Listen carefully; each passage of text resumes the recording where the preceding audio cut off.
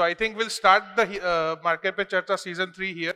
And so at the beginning, I mean, market में हमेशा सबसे पहला क्वेश्चन सभी लोगों का एक ही आता है कि मार्केट क्या लगता है. So I start with Ramesh ji. I start with you, your views on आज के ये राइजिंग टैरिफ और इंटरनेशनल. सबसे बड़ा क्वेश्चन आई थिंक सब लोगों के सामने सबसे पहला क्वेश्चन यही आता है. तो आपको क्या लगता है मार्केट अभी इसी साल? Mike is yours. ये सवाल हमेशा आता है एंड आज तक एक ही पर्सन है जिसने इस सवाल का कभी गलत जवाब नहीं दिया. अच्छा. वो थे जेपी मॉर्गन, जो जेपी मॉर्गन बैंक Right. है, उनके फाउंडर. Okay. तो जब उन्हें बाजार के बारे में लोग पूछते थे कि बाजार क्या लगता है, तो हमेशा राइट आंसर देते थे. वो राइट आंसर था it will fluctuate. It will fluctuate. Correct. तो मेरा भी वही आंसर है. राइट. नहीं, on a more different note, see we are going through interesting times. Correct. और जब ये लोग वर्ड इंटरेस्टिंग टाइम्स बोलते हैं ना, तो it's a phrase to understand कि there are lot of things that you don't know. Correct. It's a way of saying हमें बहुत सारी चीजें पता नहीं है. पता नहीं है. वैसे भी पता नहीं थी, अब हम एक्नॉलेज कर रहे हैं कि पता नहीं है. पता नहीं है. So we are going through interesting times. जो 21, 22, 23, 24 का जो फ्लैट पिच थी इंडिया में, राइट. एकदम फ्लैट पिच थी. जितना आप जो रिस्क लेते हो, जैसे कोई पूछ रहे थे एसएमई आईपीओ में कैसे इन्वेस्ट करना है, वो टाइम था SME IPO. Correct. Right. Correct. क्योंकि एकदम फ्लैट पिच में आप बाहर बढ़ो, बॉल को आगे, स्पिनर बॉलिंग कर रहा है, फ्रंट फुट पे जाओ, छक्का मारो. राइट. अब माहौल बदल गया है, पिच टर्न करने लग गई है. और जब पिच टर्न करने लग जाती है तो गेम को अलग खेलना पड़ता है. Right. Correct. Because the same player जो फ्लैट पिच पे वर्क करता है, वो टर्निंग पिच पे वर्क नहीं करता. नहीं करेगा. So I stop here for now. I Okay. Expand on this later. ठीक है. ठीक है. प्रेम जी, आपका view? So I fully agree with sir. Essentially, what we've seen over the last voice है. 20 odd years is there are only two constants in the markets. One is volatility. I mean, you can't wish away volatility, right? Right. So we did this exercise internally for our own consumption, wherein what we realized is अगर आप 2007 से लेके अभी तक का Sensex का data देखेंगे, from 52-week high, there has not been even a single year wherein you've not seen markets correct.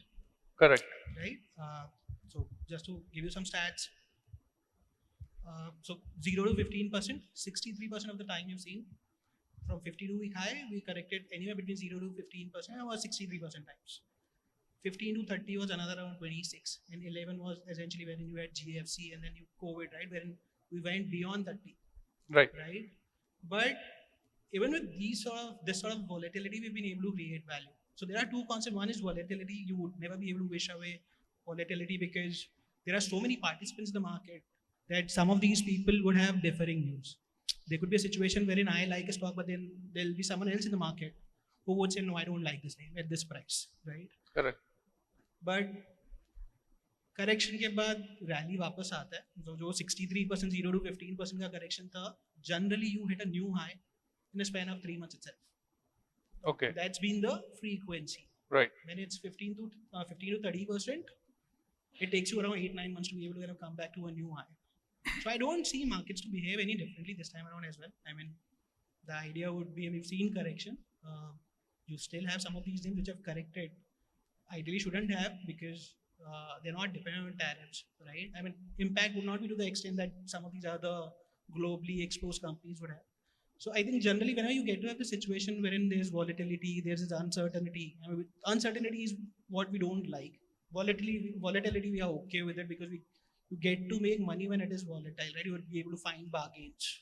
Correct. So we think, I mean, long-term potential stays. I mean, you would still be able to create value. We've been able to do that over a longer period of time. Just that what you need to understand is the sort of run-up that we had during 2021 to 24 would be a little difficult to replicate because everything coincided. So I think people would have to understand that you need to moderate your return expectation now. And equity में पैसा बनेगा. I mean, if you're being prudent in terms of your research, if you're being prudent in terms of the way you want to evaluate these names, and it is possible to be able to create value, is what I would think. Okay. Thank you. Chirag. Actually मेरे पास भी एक standard answer है. Short term volatile रहेगा, long term में अच्छा है, but that is the standard answer for the Correct. Market. मगर market है ना हमेशा अच्छा ही होता है.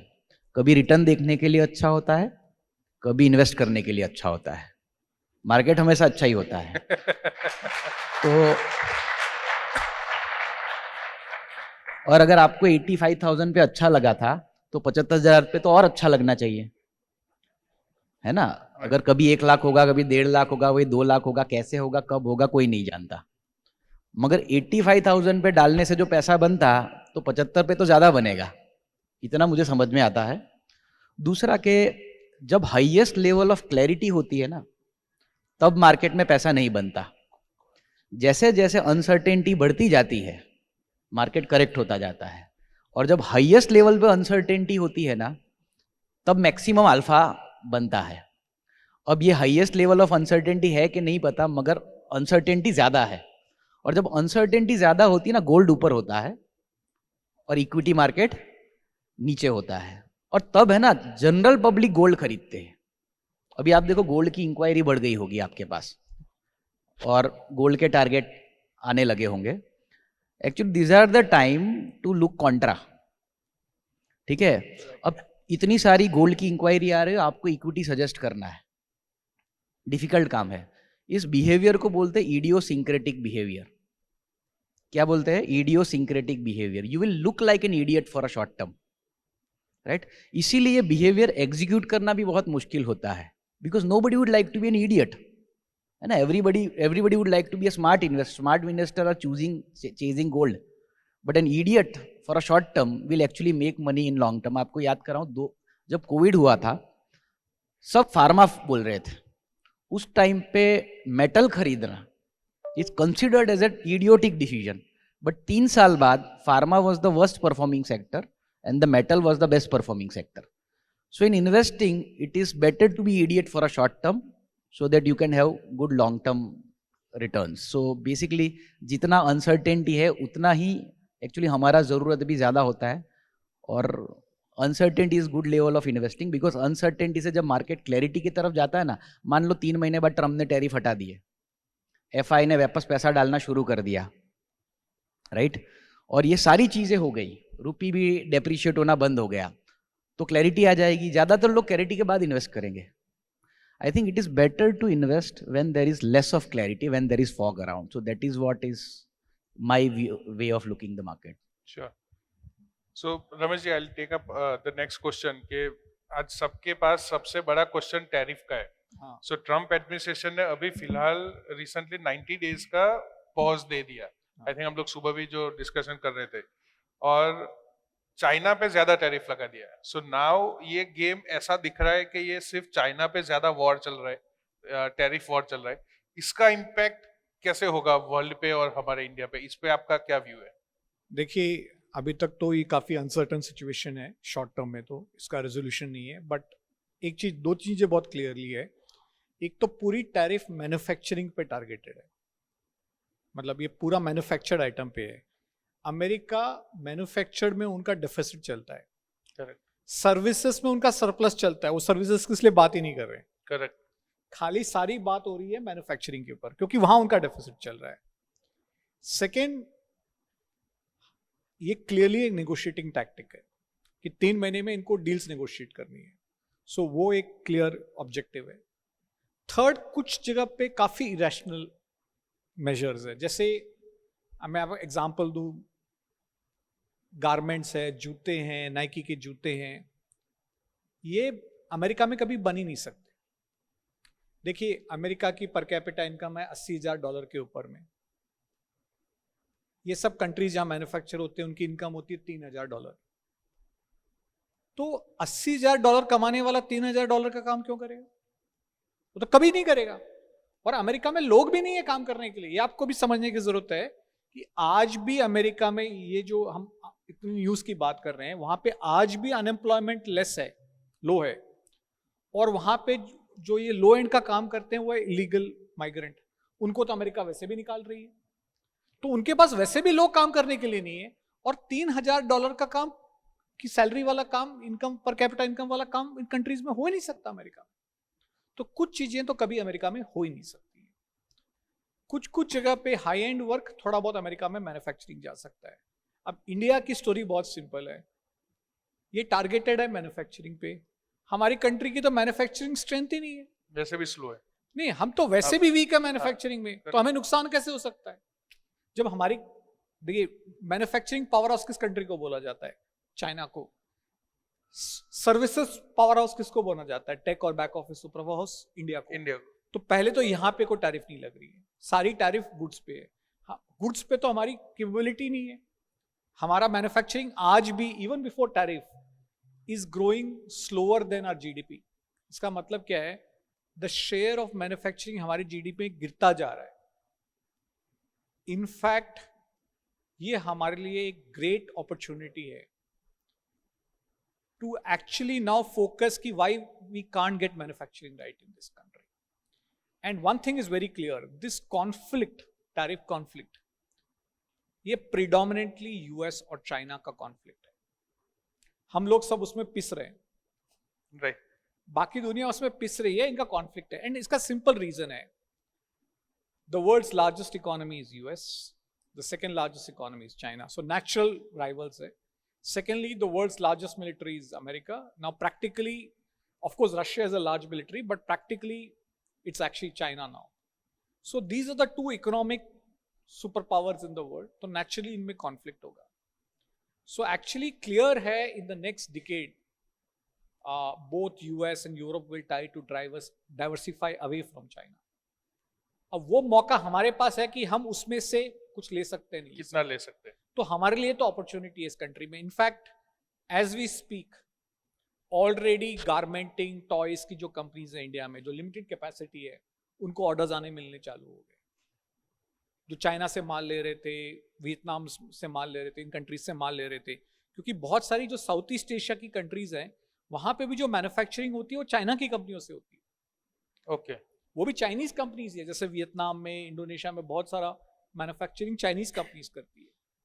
So clearly the world wants to build a value chain जिसका चाइना का कोई रिलेशनशिप नहीं है। तो ये भी सिस्टम हो सकता है कि यही चीज अब इंडिया में भी हो कि चाइनीज कंपनी इंडिया में मैन्युफैक्चर करे? वो ऑलरेडी, कुछ तो ऑलरेडी है, हो रही है, ऑलरेडी हो रही है। कुछ तो ऑलरेडी है। और देखिए, they are a manufacturing power house, तो बहुत सारी मैन्युफैक्चरिंग कैपेबिलिटी, टेक्नोलॉजी, मशीन्स उनके पास है। So we have to learn from them, तो we have to partner, but we have to create India as a base, कि इंडिया कंट्रोल्ड हो, but उनकी लर्निंग्स हो, उनकी टेक्नोलॉजी हो, उनका कैपिटल इक्विपमेंट हो। वेलकम। ओके। तो Prem ji, I will ask you, higher tariff ये जो लग रहा है सारे कंट्रीज पे, राइट, इससे एक चीज बहुत प्रिडोमिनेंटली क्लियर है कि वहां पे इन्फ्लेशन बढ़ रहा है, राइट। अब ये इन्फ्लेशन बढ़ने की वजह से ये क्या इनएविडेंट है कि ये बैकफायर होगा यूएस को, और इसका इम्पैक्ट यूएस की इकोनॉमी पे कितना खराब हो सकता है? So I think, I mean, the way it is, maybe the situation is evolving, right? So not sure if you read this news article this morning or not. Trump is planning to replace the IRS commissioner. And this thing is essentially, so your Treasury Secretary says, he's in my team, but I don't know who hired him. Okay. Right, so there are still things which are evolving in the US. You don't exactly know how would this play out. As far as I mean, this tariff 90-day pause is concerned, I think somewhere even they would have realized कि आप पूरा का पूरा supply chain एक साथ disrupt नहीं कर सकते, because then there be a supply shock और आपके consumer को भी bear करना पड़ेगा. So I think this is essentially clearly a negotiating tool wherein आप start कर रहे हो ऐसे point से कि आओ negotiate करते हैं, and then you will get them down to a number wherein it will be mutually beneficial. Okay. But I mean, as far as India is concerned, I think वो opportunity ही है हमारे लिए। आप last cycle में भी देखें, जब Trump आए थे, चाइना पे tariffs लगे थे, we saw textile move away from China, and to a great extent, and we were a clear beneficiary, right? This time around, the way we have been able to manage it, even during Ukraine-Russia issue, कि हम Russia से oil ले रहे थे, but उसके बाद भी US ने कुछ नहीं किया. So we've been able to manage it very, very well, and there is a history. I think this time around again, I mean, we will get to see India manage it very well, and we clearly would be one of the key beneficiaries of this entire saga. So I think. So Ramesh ji, BRICS का जो एक move था D dollarisation का, और Trump साहब ने आके सबसे पहले डीडॉलराइजेशन के अगेंस्ट में उन्होंने बात की थी।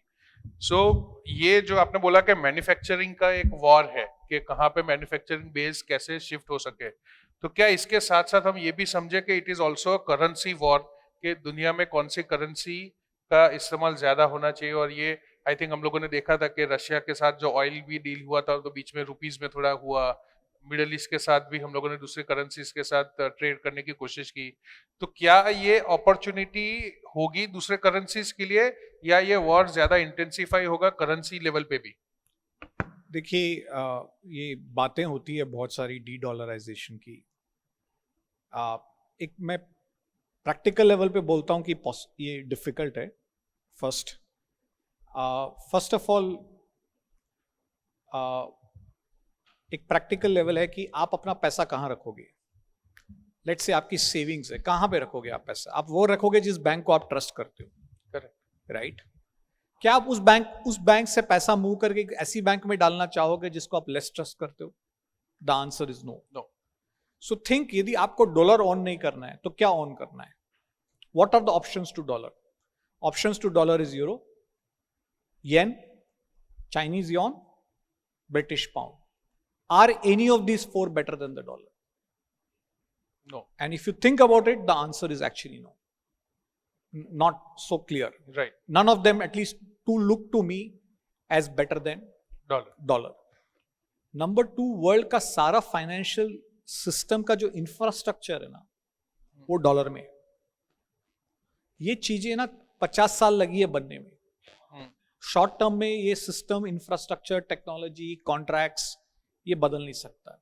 इसको भी 10 साल लगेंगे। सेकेंड, लेटस से अमेरिका में आपने इन्वेस्ट करके, लोग बोलते हैं लोग डॉलर, अमेरिका से डॉलर निकालना चाहते हैं। अरे डॉलर बेच, लेटस से आपने अमेरिका में आपके पास शेयर्स पड़े हैं, आपको बेचने हैं, बदले में आपको क्या मिलेगा? Dollar, right? तो आपको वापस डॉलर ही मिला ना, राइट। आपने शेयर्स बेचे, डॉलर मिला। फिर आप बोलते हो वहां पे आपने रियल एस्टेट ले लिया तो वापस अमेरिका में पैसा लगे। लेट से आपने अमेरिका से रियल एस्टेट बेचा, आपको बदले में क्या मिला? डॉलर मिला। अब आप किसी अमेरिकन को कुछ भी बेचोगे, आपको बदले में डॉलर ही मिलेगा। लेटस से आपने वो चीज फ्रेंच वाले को बेच दी, तो क्या हुआ? आपके डॉलर फ्रांस वाले को चले गए, डॉलर तो वहीं रहे। So dollars cannot change in the system. Okay. So first, it is still the most reliable country in the world, the best bank if you can think. You may like it less today for whatever reason, Right. क्योंकि वहाँ पे, right?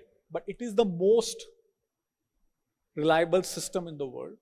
Number two, there is no way to get out of this on a very, very long period. लेकिन इसी uncertainty की वजह से I think हम लोग पिछले 2-3 साल से देख रहे हैं कि lot of central banks are moving towards gold, Yes. Right? So gold का वेटेज बढ़ रहा है, lot of central banks are started parking reserves in gold, तो उस वजह से आई थिंक गोल्ड का भी प्राइसेस जिस हिसाब से देख रहे हैं हम लोग के बढ़ रहा है। तो क्या ये रहेगा, ये पैरेलल करेंसी के साथ साथ गोल्ड उस हिसाब से? देखिए, जैसे मैंने आपको एग्जांपल दिया, मैंने एक बैंक के बारे में बताया नहीं, मुझे पता था गोल्ड पे सवाल आने वाला है बाद में। Gold is the probably the most best alternative currency, क्योंकि इसमें आपको किसी को ट्रस्ट नहीं करना पड़ता है। आपके पास पैसे के, गोल्ड आपके पास रहता है। लेटर से आपके पास डॉलर है तो आप अमेरिकन गवर्नमेंट को ट्रस्ट कर रहे हो, राइट? बट जब आपके पास गोल्ड रहता है तो आपके पास फिजिकल पोजीशन है गोल्ड का। करेक्ट। तो that gold is the only alternate currency जो खुद की अपनी करेंसी है, उस पर किसी को रिलाई नहीं करना पड़ता है। जब हम दुनिया में ट्रस्ट होता है ना, सर्टेनिटी होती है, तो हम एक दूसरे को ट्रस्ट करते हैं, तो then dollars and other currencies do well. जब वर्ल्ड में ट्रस्ट का ब्रेकडाउन होता है, अनसर्टेनिटी होती है, जो अभी हो गया है, जब से यूक्रेन का कॉन्फ्लिक्ट चालू हुआ है, that whole trust breakdown constantly हो रहा है। कोई इजराइल हुआ, फिर अब ये यूएस एडमिनिस्ट्रेशन हो गया, so then people find gold to be more trustworthy uncertainty. तो इसलिए people are moving the share of reserves higher in gold, right? And so the gold value relative to dollar is going up. So gold does well when दुनिया में uncertainty है। Gold जब दुनिया में certainty होती है ना, gold is the worst asset to own. Correct. तो आज दुनिया में certain level of uncertainty है, इसलिए gold has done well. Can it become more uncertain? We don't know. हो सकता है. Can it from here start slowly turning more certain? Then what will happen to gold? Most likely the value of gold will not be so attractive. Okay. So gold is the final insurance currency. It benefits most from uncertainty. So I think अभी currency का भी instability है हाँ. और political geopolitical भी uncertainty है. I think इस वजह से गोल्ड का प्राइसेस बढ़ रहा है. सो जैसे यहाँ पे स्टेबिलिटी दिखेगी या अनसर्टेनिटी कम होके सर्टेनिटी दिखेगी, that is when we see the cool offs of I think gold happening. So I think you also track commodities में गोल्ड काफी ट्रैक करते हो आप. So what is your view on the same? I mean, you're right in the sense that whenever you have this sort of turmoil, Right. Gold is considered to be a safe haven, right? Because it's a real asset. Right. No one can take that away from you.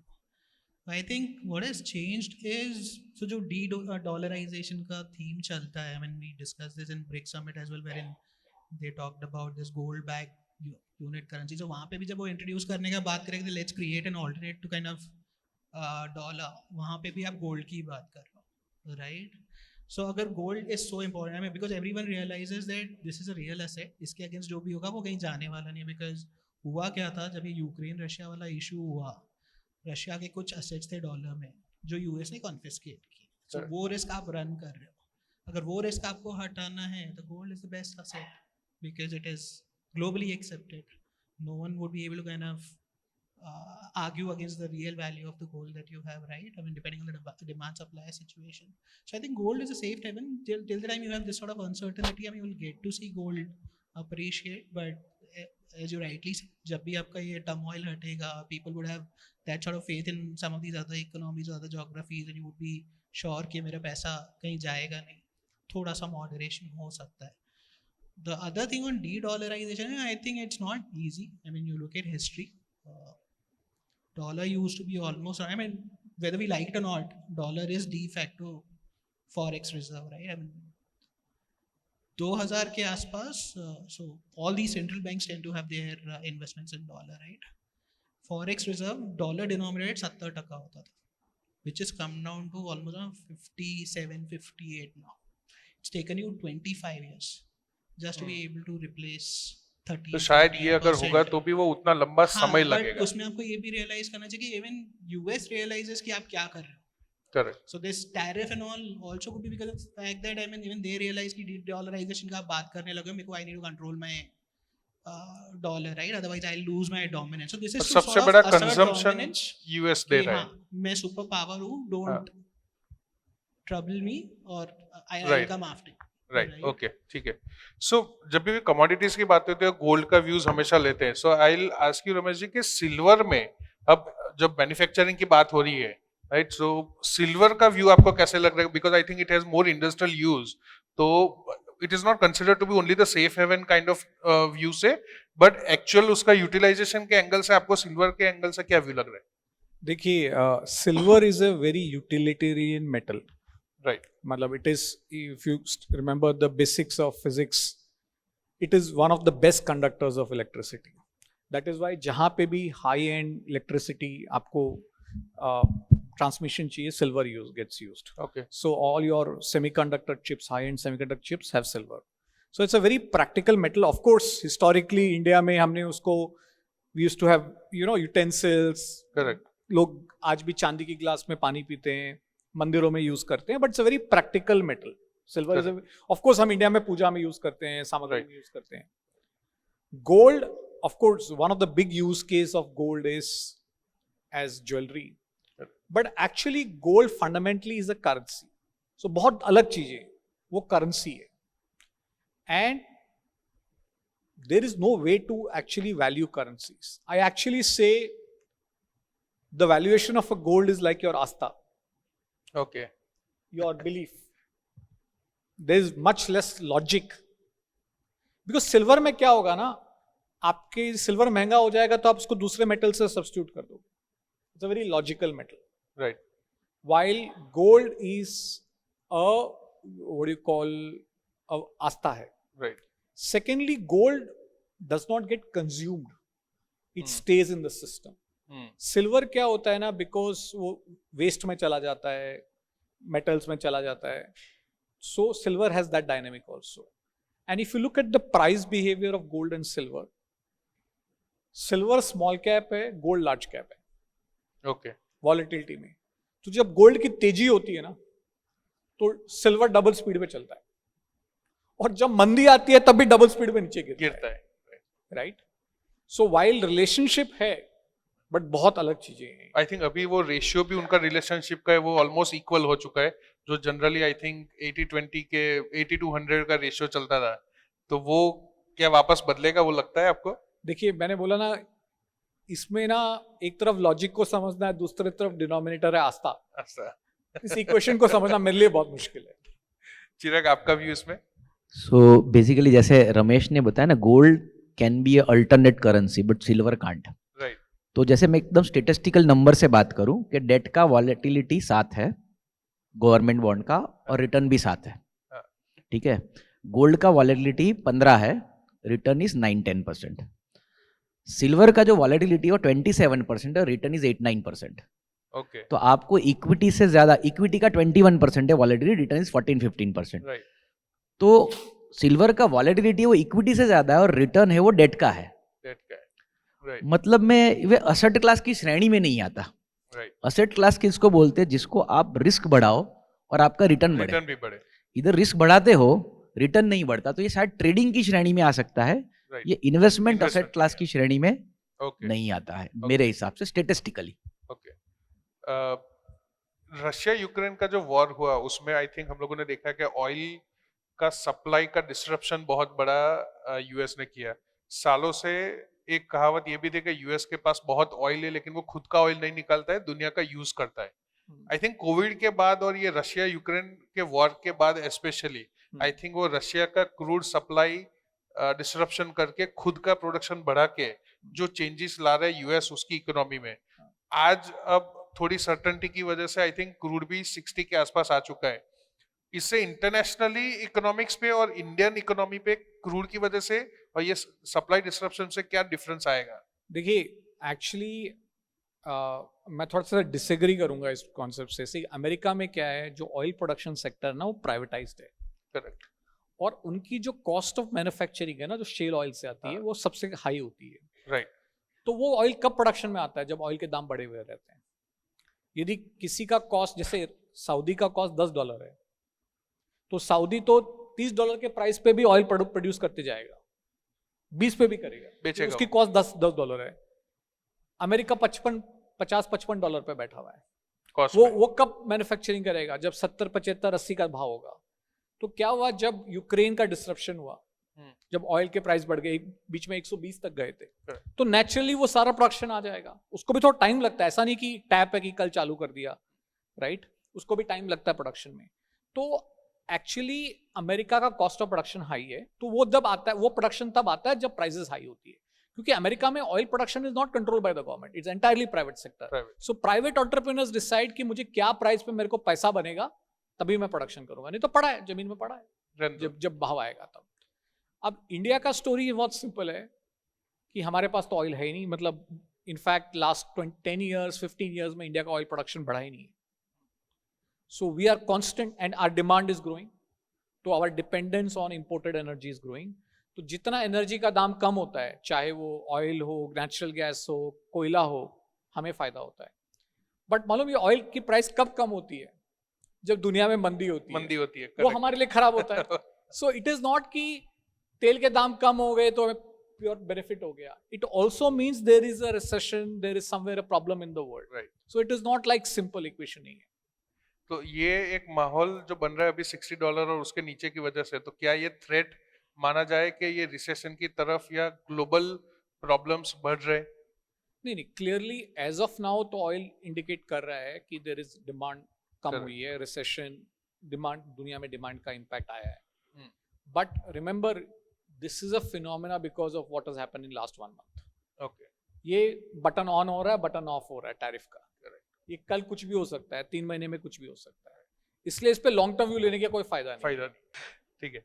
So I think coming back to our India story में, so Chirag, I will ask you कि RBI ने अभी recently second rate cut किया. We have been expecting this rate cuts and India का consumption story को थोड़ा बढ़ावा देने के लिए ये स्केल अप करने की जरूरत। तो क्या हम लोग ये समझे कि ये रेट कट की वजह से कॉर्पोरेट अर्निंग्स में अब रिवाइवल है, क्योंकि आई थिंक इंडिया में कॉर्पोरेट अर्निंग्स और वो भी ग्रोथ आई थिंक स्लो हो चुका था। तो क्या ये आरबीआई का रेट कट इस बार डिमांड को रिवाइव करने में क्या ये हेल्प रहेगा? So basically, in country like India, lower interest rate is just like paracetamol. जैसे कि अपनों को कोई भी तकलीफ होती है ना, 80% केस में पैरासीटामोल खा लेते तकलीफ ठीक हो जाती है. In India lower interest rate serve as a paracetamol. बहुत सारे प्रॉब्लम इससे सॉल्व हो जाते हैं. सो जनरली अपना तकलीफ क्या, high interest rate. High interest rate, borrowing cost high होती है, डिमांड कम हो जाती है, and it creates lot of problem. It create vicious cycle. आप देखो पूरा 2011 से 2020 was a vicious cycle for India. Earning growth was just 5%. Correct. अब देखो कोविड के बाद क्या हुआ कि इंटरेस्ट रेट काटने पड़े, और उसके बाद आप देखो 21, 22, 23, 24 क्या हुआ. करेक्ट. राइट, हमने बहुत लंबी तेजी देखी. तो हमको ये लोअर इंटरेस्ट रेट बहुत समय के बाद मिले. और अभी जो रेट फॉल है it is structural rate fall. अभी जो रेट कट आया है वो आपका ग्रोथ मेंटेन है. आप देखो 6.2% is our GDP growth, 3.2% is our inflation. आप 30 टॉप कंट्री निकाल दो, ऐसा जो ग्रोथ और ऐसा इन्फ्लेशन का डेटा दुनिया में किसी के पास नहीं है. करेक्ट.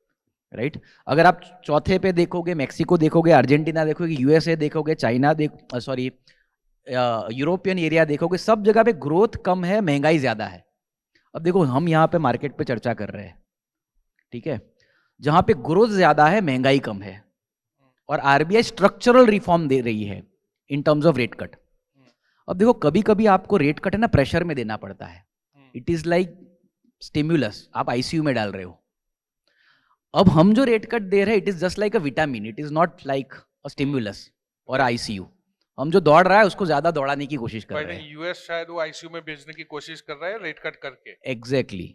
तो बहुत उल्टी सिचुएशन है. आप देखोगे हम यहाँ पे मार्केट पे चर्चा कर रहे हैं इंडिया को लेकर. एक ही दुनिया में देश है जिसका जीडीपी 6% से ऊपर है, महंगाई 4 से नीचे है. आप देखो हम अर्जेंटीना में बैठे होते तो क्या मार्केट पे चर्चा करते, हम मैक्सिको में बैठे होते तो मार्केट पे क्या चर्चा करते, हम यूरो एरिया में बैठे होते तो मार्केट पे क्या चर्चा करते.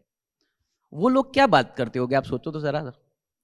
वो लोग क्या बात करते होगे पता है, अभी यहाँ कुछ रहा नहीं, हिंदुस्तान में इन्वेस्ट करो. हिंदुस्तान में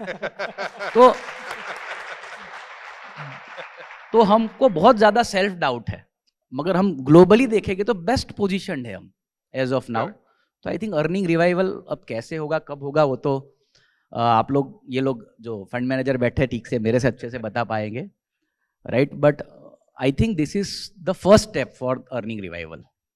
okay. So Ramesh ji, your take on earnings revival. देखिए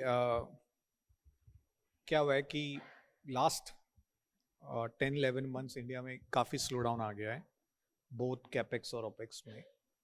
मतलब अब इंडिया एक 50 डब्बे की गाड़ी है, गुड्स ट्रेन है, उस पर आपने ब्रेक लगा दिया है because of government spending, because of interest rate also.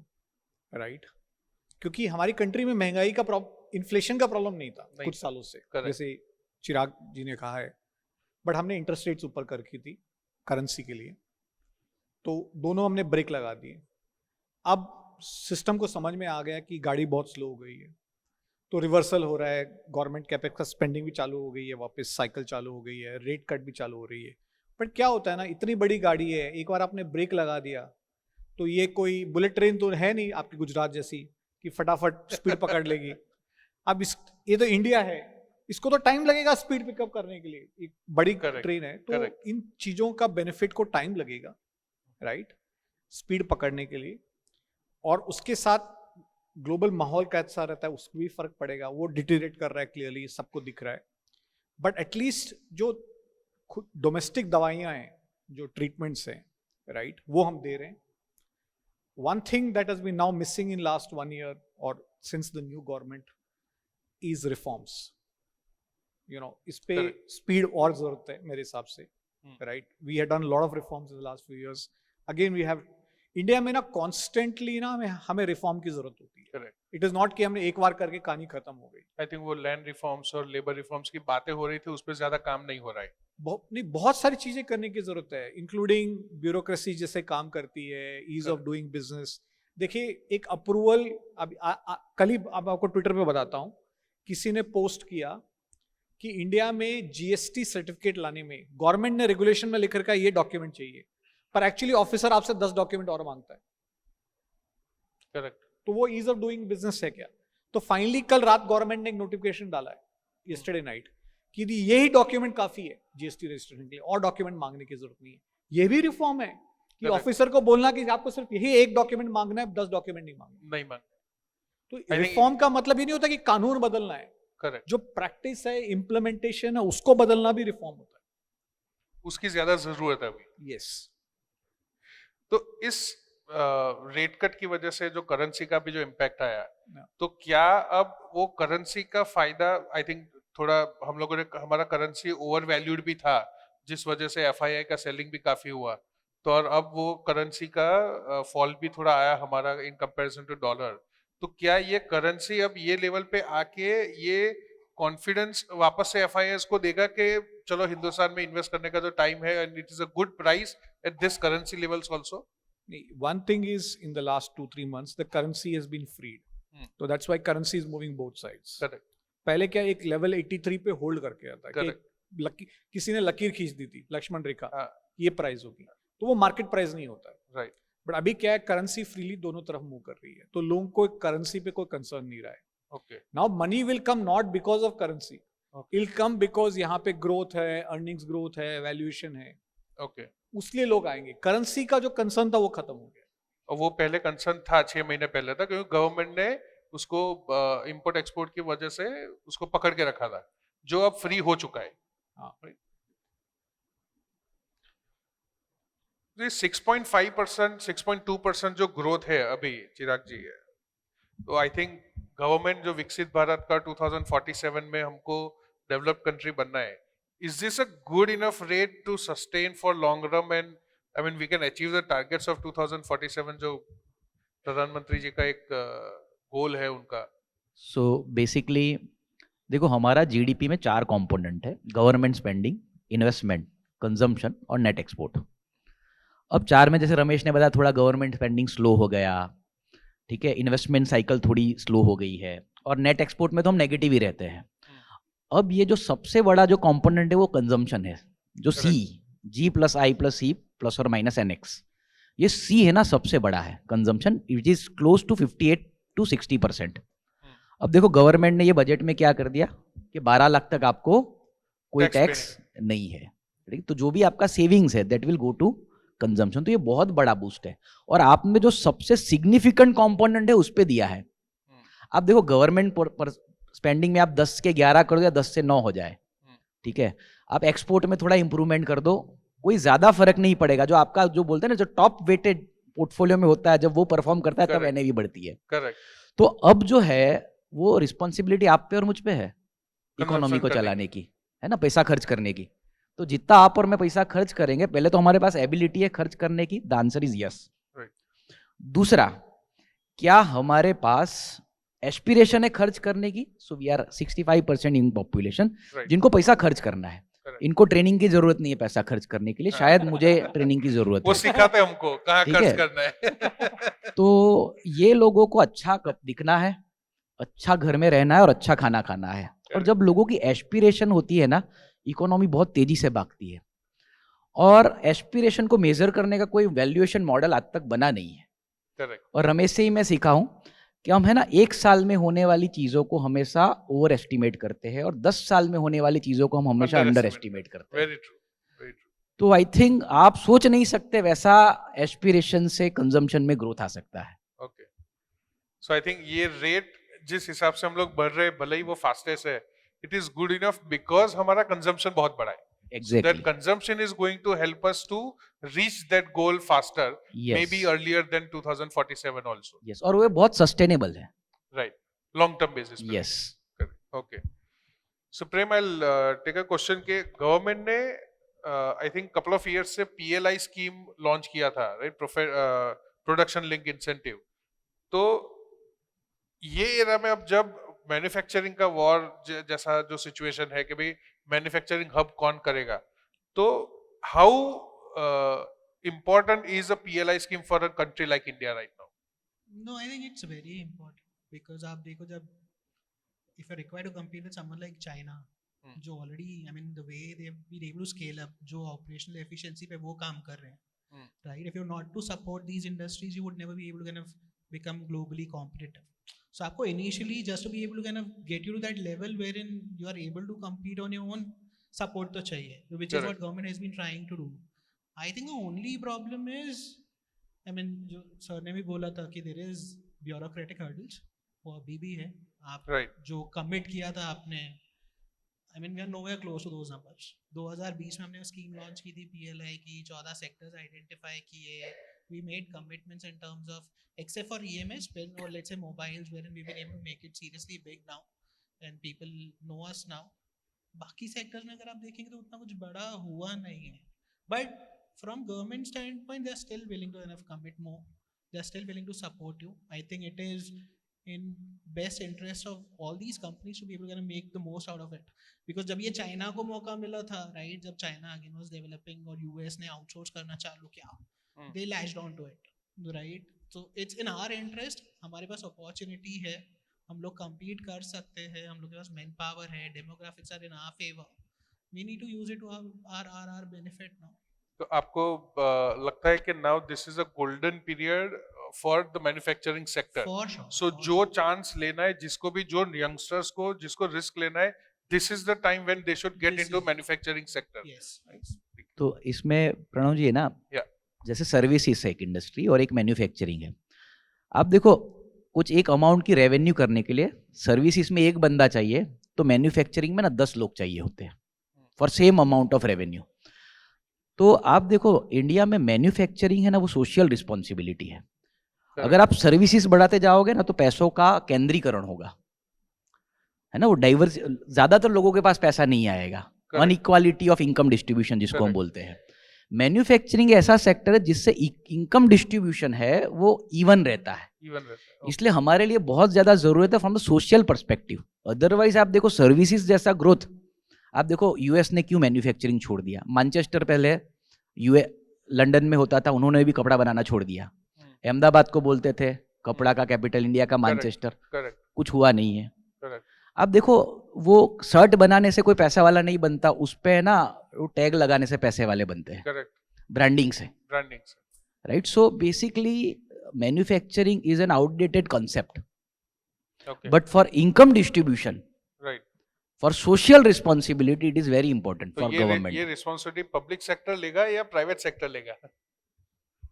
नहीं, I think over the long period we have seen कि पब्लिक सेक्टर में ना एफिशिएंसी नहीं आ पाती. पब्लिक सेक्टर का रोल होता है की स्ट्रेटेजिक सेक्टर्स, जैसे डिफेंस है, रेलवेज है, राइट, जहाँ पे आपको there is a larger social objective कि डिफेंस तो कंट्री का डिफेंस है, वो तो राइट, या रेलवेज है which in India anyways a social sector, right. But classical जो मैन्युफैक्चरिंग है, राइट, which I think जो efficiency private sector deliver करती है, I think the private sector has to lead.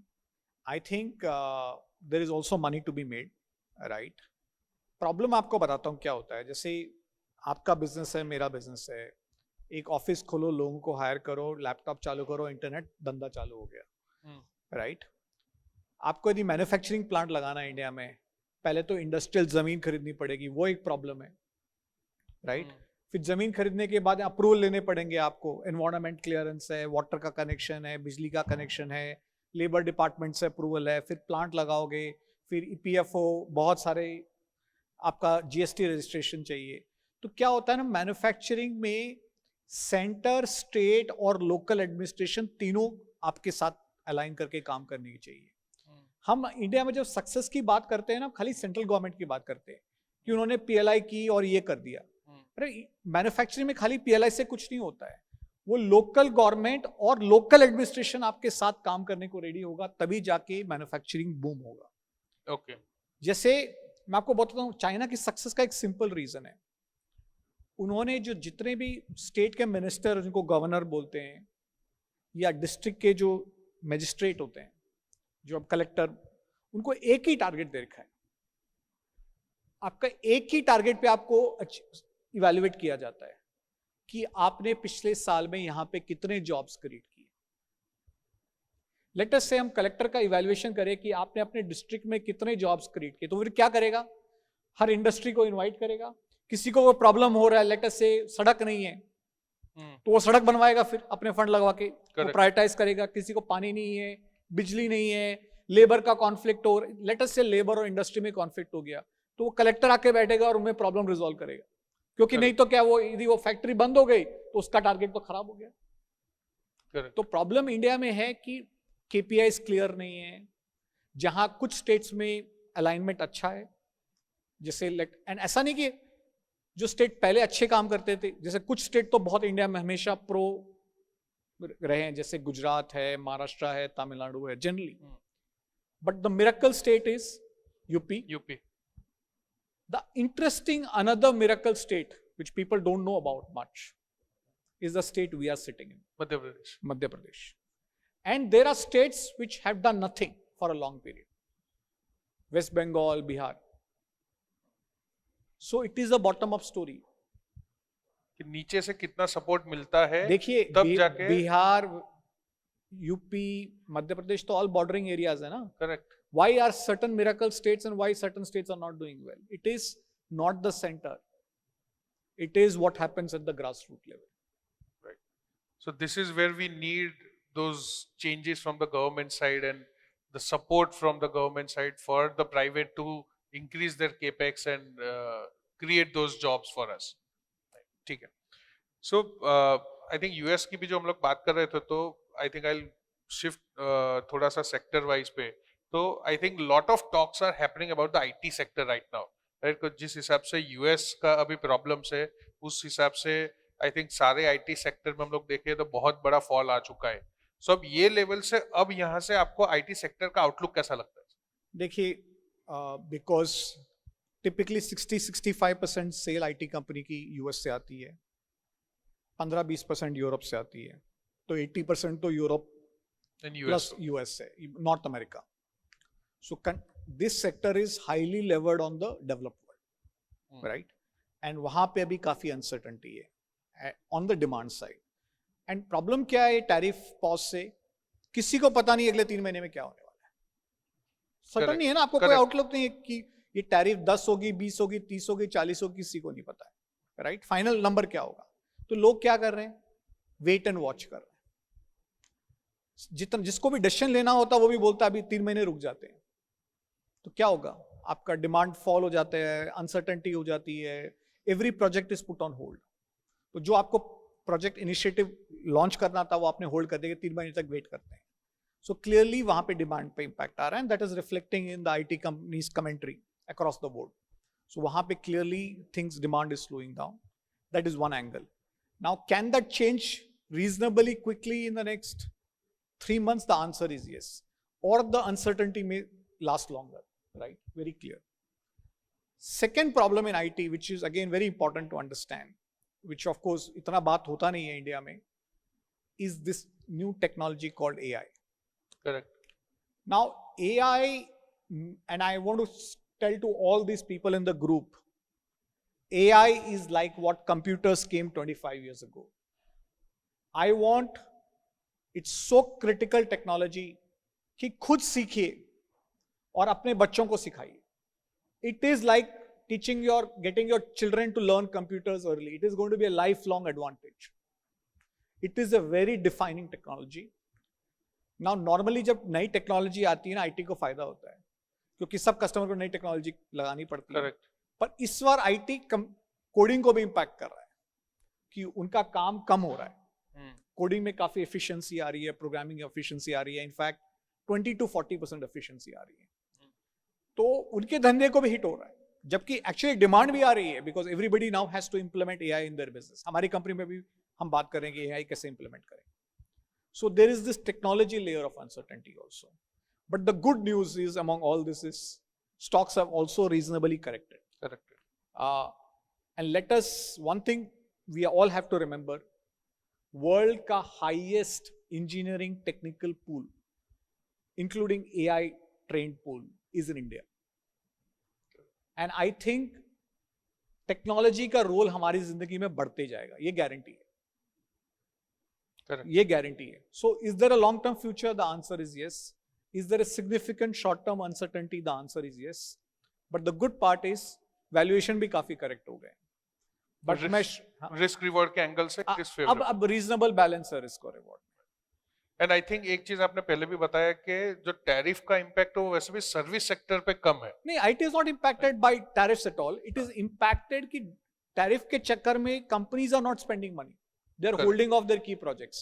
तो उनको डिमांड से फर्क पड़ रहा है कि उनके प्रोजेक्ट की IT सर्विसेज की डिमांड नियर टर्म में इम्पैक्ट हो गई है. टैरिफ का direct they impact are just holding back on getting new और गिविंग न्यू ऑर्डर्स एंड वो खर्चा नहीं करना चाहते बिकॉज शायद रिसेशन का इफेक्ट आ गया तो we don't want to take the risk. True. तो उस वजह से वो अनसर्टेनिटी की वजह से डिमांड लैकिंग है और इस वजह से ऑर्डर स्लो है. जो शायद हो सकता है कि इफ वो टैरिफ पॉज बढ़ गया या स्टॉप हो गया है, नहीं है, वो क्लैरिटी आ गई तो शायद वापस से रिवाइवल हो सकता है. True. जो क्लैरिटी शायद 3 से 6 महीने में आ सकता है. ठीक है. So Prem ji Just to consumption या one point of this on IT side. So essentially, when you look at the IT spend होता है generally, I mean at least in our organization we classify it in two segments. One is OPEX कि मेरा existing है उसी पे मेरे को upgrades वगैरह कराते रहना पड़ता है. Second is CAPEX, right? OPEX would still sort of continue, we would still get to have orders. But CAPEX, but till the time you have clarity. So for instance, I mean retail is a big segment for IT. अब मुझे अगर ये पता ही नहीं है consumption कितना impact होने वाला है, why would I go and commit more money? The idea is you don't have that clarity कि मैं पैसा तो कमिट कर दूं but whether I will be able to get returns on this money और not. So Correct. capex part is for the timing wherein you will get to see significant slowdown. Even OPEX would go a little slow because conserve करना है cash बहुत ज़्यादा. Correct. Okay. सो consumption theme पे जो India में भी बात चल रही है, आई थिंक जो रिवाइवल की भी बात चल रही है, सो इस वक्त consumption theme as a sector, आपको कंजम्पशन एज अ सेक्टर भी वेदर इट इज ड्यूरेबल्स और डिस्क्रिशनरी, तो उसमें आपको क्या लगता है अभी वैल्यूएशंस के एंगल से वो थीम क्या लग रही है अभी इंडिया के लिए? So I think, I mean, the way we think about consumption is we would have to understand the behavior is changing, right? I mean, जो पहले हम लोग staples पे ज़्यादा focus करते थे. So obviously, I mean, we come to a level wherein we are in a position to be able to afford discretionary spend now. Right. Staples ऐसा नहीं होगा कि आपका income level बढ़ रहा है तो आप suddenly staples double consume करना चालू करोगे, right? You would start shifting from necessities to discretionary. From let's say you would start spending on experiences कि concerts होने लग गए, hotels है, airlines है. So I think what people need to understand is, I mean, as far as traditional consumption is concerned, वो I mean you've scaled to a level जहाँ पे आप optimized हो, base इतना बड़ा हो गया है कि आप growth वैसे numbers नहीं आ सकते. Right. But I mean these new the change in the buying behavior, the way you want to spend your money, the way you want to consume, वो change हो रहा है. So which is why we're much more positive on the new age consumption or service oriented consumption more than the traditional consumption. Yes. So basically अब जैसे consumption की बात हुई कि रमेश ने बोला आईटी में, अब कंजम्पशन एक ऐसी चीज़ है हिंदुस्तान में, अभी तक 5% से कम लोगों के पास एयर कंडीशन है. Right. आप समझो भारत देश में, और गर्मी कितनी हो रही है, मतलब में it will become necessary in India. तो आपको नए लगाने हैं, पुराने बदलने हैं. और ये इतनी लंबी स्टोरी, जैसे एआई का रिस्क है, अपने यहाँ तो अभी पाइप डाल रहे हैं, है ना, नल से जल. करेक्ट. तो मोदी जी ऐसा बोल दे तो पाइप के स्टॉक 5 गुना हो जाते हैं. अब 2 साल पहले तो हम संडास बना रहे थे. राइट. तो मतलब में ये एक सेक्टर है जिसको कोई डर नहीं है एआई का करेक्ट. हिंदुस्तान में, क्योंकि जो 75 में यूएस में हुआ था ना, वो हिंदुस्तान में होना शुरू हो गया है. तो 75 में अगर somebody is in US, तो वो ऐसा ही था हिंदुस्तान, मतलब हिंदुस्तान जैसा ही था. आज का रोड बन रहे थे, फ्लाईओवर बन रहे थे, और पूरा धूल मिट्टी से भरा हुआ. आज वही चीज़ आपको हिंदुस्तान में देखने को मिलती है. So if you see, the consumption is much more sustainable story in India then anything else. और पहले हम, अब देखो कंजम्पशन में ऐसा नहीं है कि हम है ना वड़ा पाव खाते थे 20-30 रुपए का, अब हम 300 रुपए वाला वड़ा पाव खाते हैं KFC मैकडोनल्ड्स में जाके. तो आप देखो जीडीपी कितनी बढ़ाती है, और उतना खाने के लिए आपको कमाना भी पड़ता है, right? So that is what is growth. Growth है ना, कभी पैसा बचाने से नहीं आता. तो मैंने लास्ट टाइम ही बोला था कि पापा ने मेरे को 25 साल पहले ये सिखाया था, पैसा बचाओ, करेक्ट. इनकम इतनी है तो इतना खर्च करो. मगर उन्होंने कभी इनकम बढ़ाने के लिए बोला ही नहीं मुझे. करेक्ट. आप समझो. करेक्ट. तो सबसे इंपॉर्टेंट होती है, ये सब कुछ बच नहीं सकता, इतना मेरे को समझ में आ गया, मेरे बेटे को भी समझ में आ गया है. आपको आपका इनकम बढ़ाना पड़ेगा क्योंकि आपका एस्पिरेशन बड़ा है, आपको वड़ा पाव नहीं खाना है. करेक्ट. ठीक है. So I think consumption story को हम बहुत अंडर एस्टिमेट कर रहे हैं इंडिया में. So I think उसको वैल्यूएशन के एंगल से नहीं देखना चाहिए, वो लॉन्ग टर्म स्टोरी है. इट इज ऑलवेज 100 साल के कैश फ्लो है सर. करेक्ट. करेक्ट. 100 साल के कैश फ्लो है, उसको डिस्काउंट करो. राइट. राइट. आप देखो कुछ सेक्टर के कैश फ्लो 15-20 साल के होते हैं, ऑयल के. राइट. ठीक है. तभी तो मुकेश भाई ने भी ऑयल से जियो कर दिया. करेक्ट. कुछ के 15 साल के हैं, ये 100 साल के कैश फ्लो है. अब 100 साल के कैश फ्लो में आप थोड़ा सा फिगर बदलो, वैल्यूएशन में कितना बड़ा चेंज आता है. बड़ा. Ramesh and Prem can explain you how Right. DCF happens, Right. right? So Right. it is way beyond our thinking.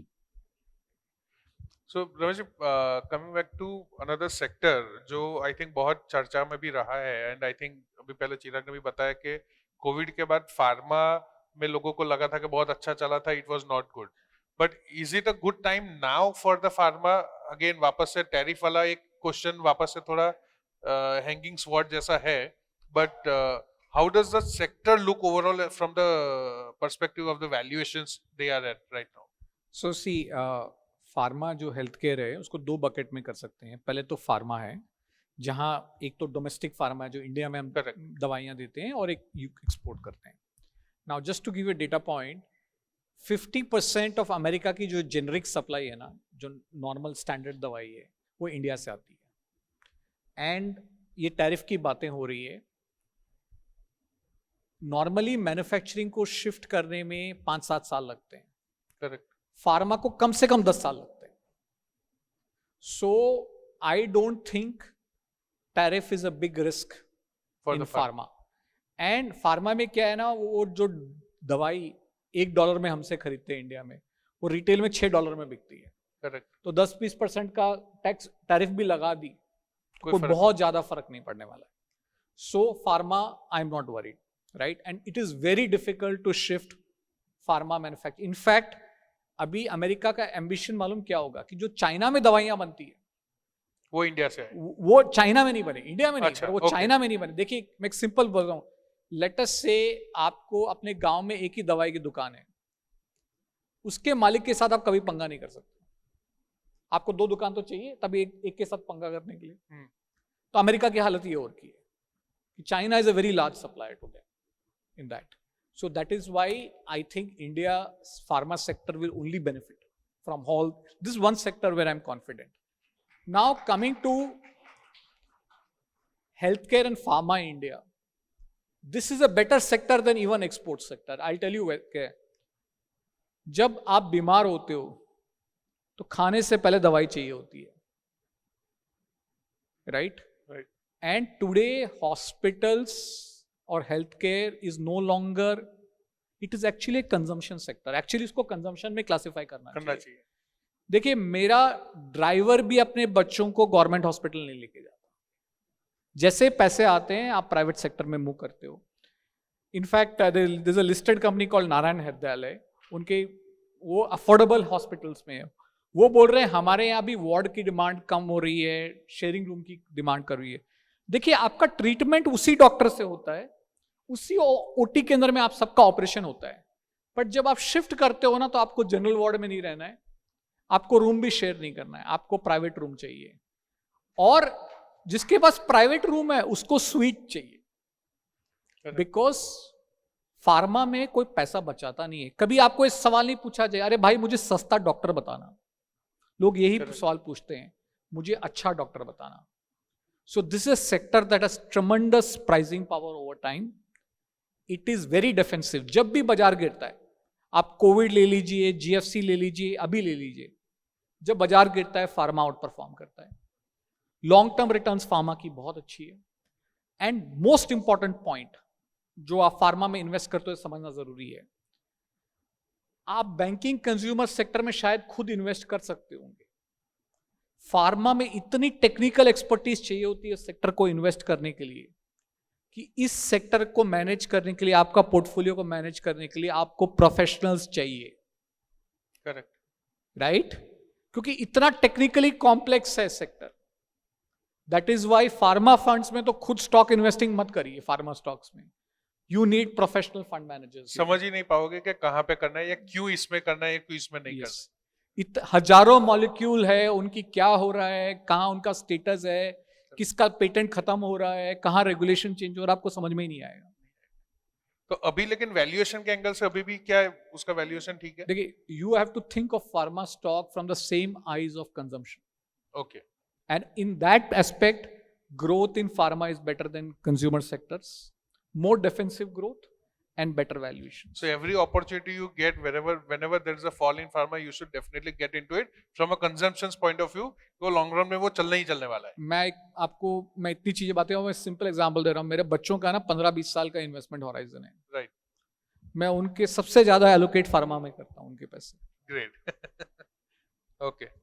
Pharma is just like vaccination to your portfolio. Vaccination. कुछ उधर उधर होता है तो वो बचा लेता है. बचा लेता है. So प्रेम, आई थिंक हम लोगों ने अभी एक चीज ये भी डिस्कशन किया कि हम लोग इंटरेस्ट रेट डाउन करके गवर्नमेंट स्पेंडिंग बढ़ा के प्राइवेट को भी बूस्ट कर रहे हैं हम लोग केपेक्स करने के लिए. लेकिन इस बार के भी बजट में आई थिंक जो कैपिटल एलोकेशन आया गवर्नमेंट का जो स्पेंडिंग आया, I think infrastructure is one sector जहां पे गवर्नमेंट काफी सालों से फोकस कर रहा है.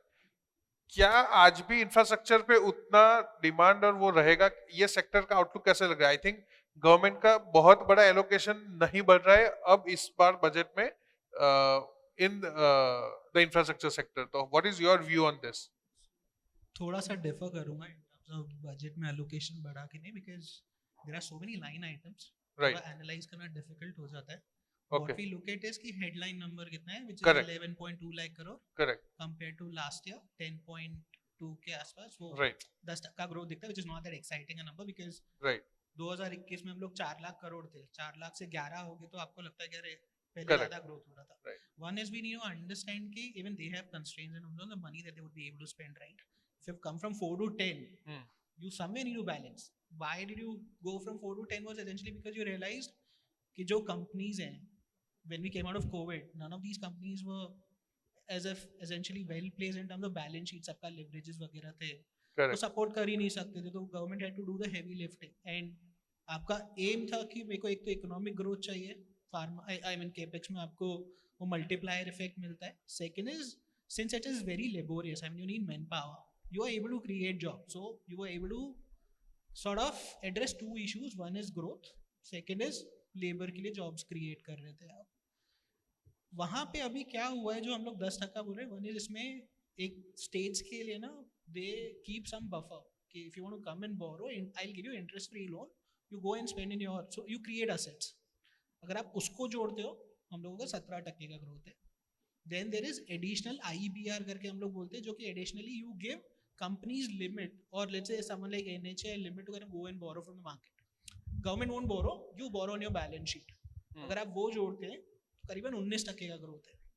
अच्छा. Okay. So 19% is not small. Not Second, small. what we need to understand is at the same time for the last couple of years now, government सामने से बोल रहे हैं कि मेरे को PPP revive करना है because I can't manage this on my own. So if you want to become Viksit Bharat, correct.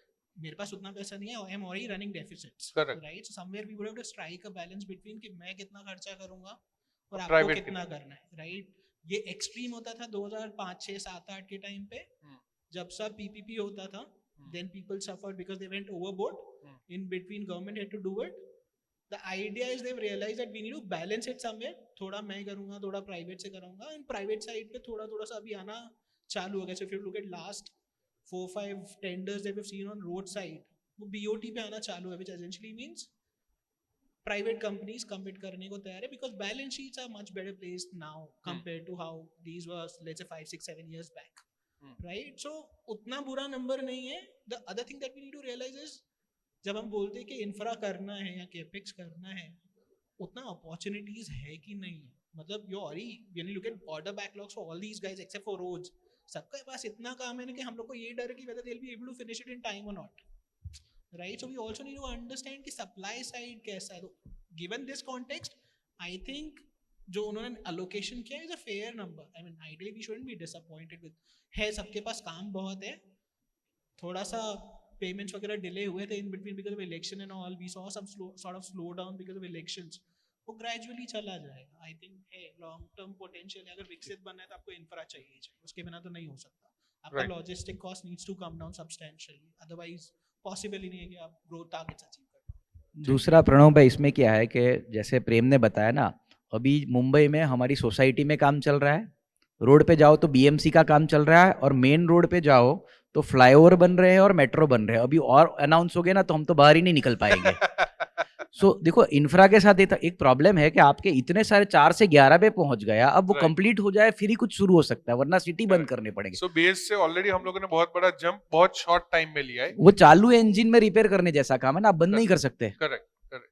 सो उसमें एक थोड़ा वो स्टेगनेंसी maintain आएगा रखे तो ही. भी वो बड़ा Exactly. दिखेगा. ठीक है ठीक है. So when I'm coming to valuations, the next question is for you Chirag ji कि last year I think first season के वक्त भी आप भी प्रेजेंट थे. हमारा डिस्कशन ये भी हुआ था कि उस वक्त mid and small cap valuations was very expensive, and I think we have been discussing about that a lot also. और अब जब इतना बड़ा फॉल आ चुका है, अब यहाँ से मिड एंड स्मॉल कैप का वैल्यूएशंस आपको in comparison to large cap क्या है? Because what you been hearing since last 3 months is कि लार्ज कैप में इन्वेस्ट करो, लार्ज कैप में इन्वेस्ट करो, and I think it is paired well as well कि वो लार्ज कैप ने बचा के भी रखा हुआ है लास्ट 6 महीने से. बट ये करेक्शन के बाद I think Nifty mid cap और स्मॉल कैप दोनों इंडेक्स के वैल्यूएशंस काफी नीचे आ चुके हैं टॉप से अगर गिने तो. Is this a good time to enter back into mid and small cap as a category? देखो, जो मेरी समझ है, जो मेरी औकात है, अभी कम महंगे है small and mid cap.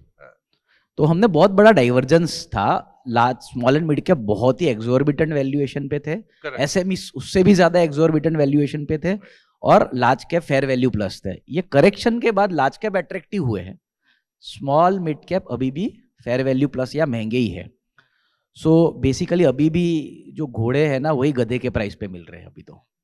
Correct. Right. और पब्लिक को इंटरेस्ट हमेशा, वो होता क्या है कि जब मार्केट गिरता है ना, सबको घोड़े चाहिए.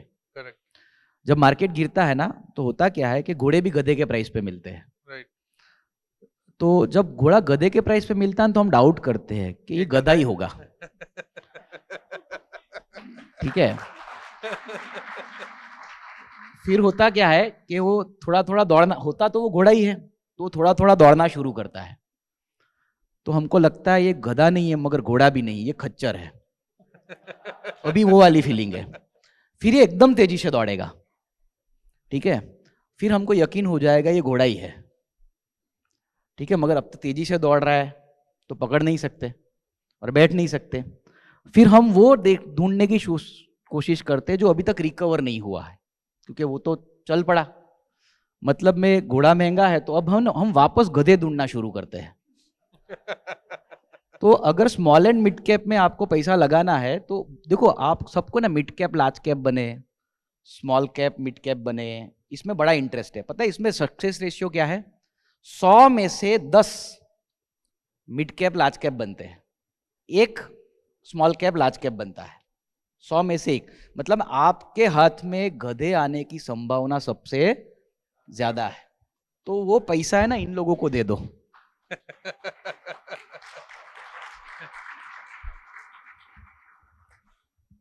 So I think ये चीज हम लोगों ने पहले भी डिस्कस किया है कि मिड एंड स्मॉल कैप को इवेल्युएट खुद से करना बहुत मुश्किल है. राइट. लार्ज कैप में आपको थोड़ा सा धंधा समझ में भी आएगा. Right. Mid and small cap समझना बहुत टफ है. तो खुद से इन्वेस्टमेंट जब कर रहे हो तो मिड एंड स्मॉल कैप में बहुत सोच समझ के करना चाहिए, या वेटरन्स पे भरोसा रखना चाहिए to how to manage this mid and small caps. So एक इंटरेस्ट रेट जब डाउन से, एक कहावत ये भी हमेशा सुनने में आती है कि जब इंटरेस्ट रेट फॉल होते हैं तो वैल्यू थीम नहीं चलती, ग्रोथ थीम चलती है, और इंटरेस्ट रेट जब बढ़ते हैं तब वैल्यू थीम ज्यादा चलती है, ग्रोथ नहीं चलती. तो हमारे यहाँ पे अब इंटरेस्ट रेट कट शुरू हो गया. So is this the revival of growth related stocks now? देखो, मैं तो बहुत सिंपल से समझाता हूँ कि एक आपके पास में शॉर्ट टर्म बॉन्ड फंड है और एक आपके पास वेरी लॉन्ग टर्म बॉन्ड ले रखा है. आपने 30 ईयर का G-Sec ले रखा है. राइट. तो जो वैल्यू कंपनी क्या होती है? वैल्यू कंपनी होती है ऑयल एंड गैस कंपनी जिसकी लाइफ 10-15 साल की है. करेक्ट. राइट. तो वो हो गया आपका शॉर्ट टर्म बॉन्ड फंड. और लॉन्ग टर्म बॉन्ड फंड क्या है? जो कंपनीज है, कंज्यूमर कंपनीज है, जिनकी 50 साल की लाइफ है, 100 साल की लाइफ है। तो जब इंटरेस्ट रेट गिरती है तो सबसे ज्यादा फायदा कहाँ बनता है? लॉन्ग टर्म बॉन्ड में, 30 साल के बॉन्ड में, नए की शॉर्ट टर्म में। तो that is a simple reason why जब इंटरेस्ट रेट्स कट होती है कि why does growth stocks do better than value stocks. तो जिनका ग्रोथ का पोटेंशियल और डिस्काउंटेड कैश फ्लो के एंगल से जो 100 लॉन्ग साल लाइफ वाले होती है, लॉन्ग लाइफ वाले धंधे हैं, उनका बेनिफिट उनका- वैल्यू ज्यादा मिलेगा। ज्यादा बेनिफिट मिलता है।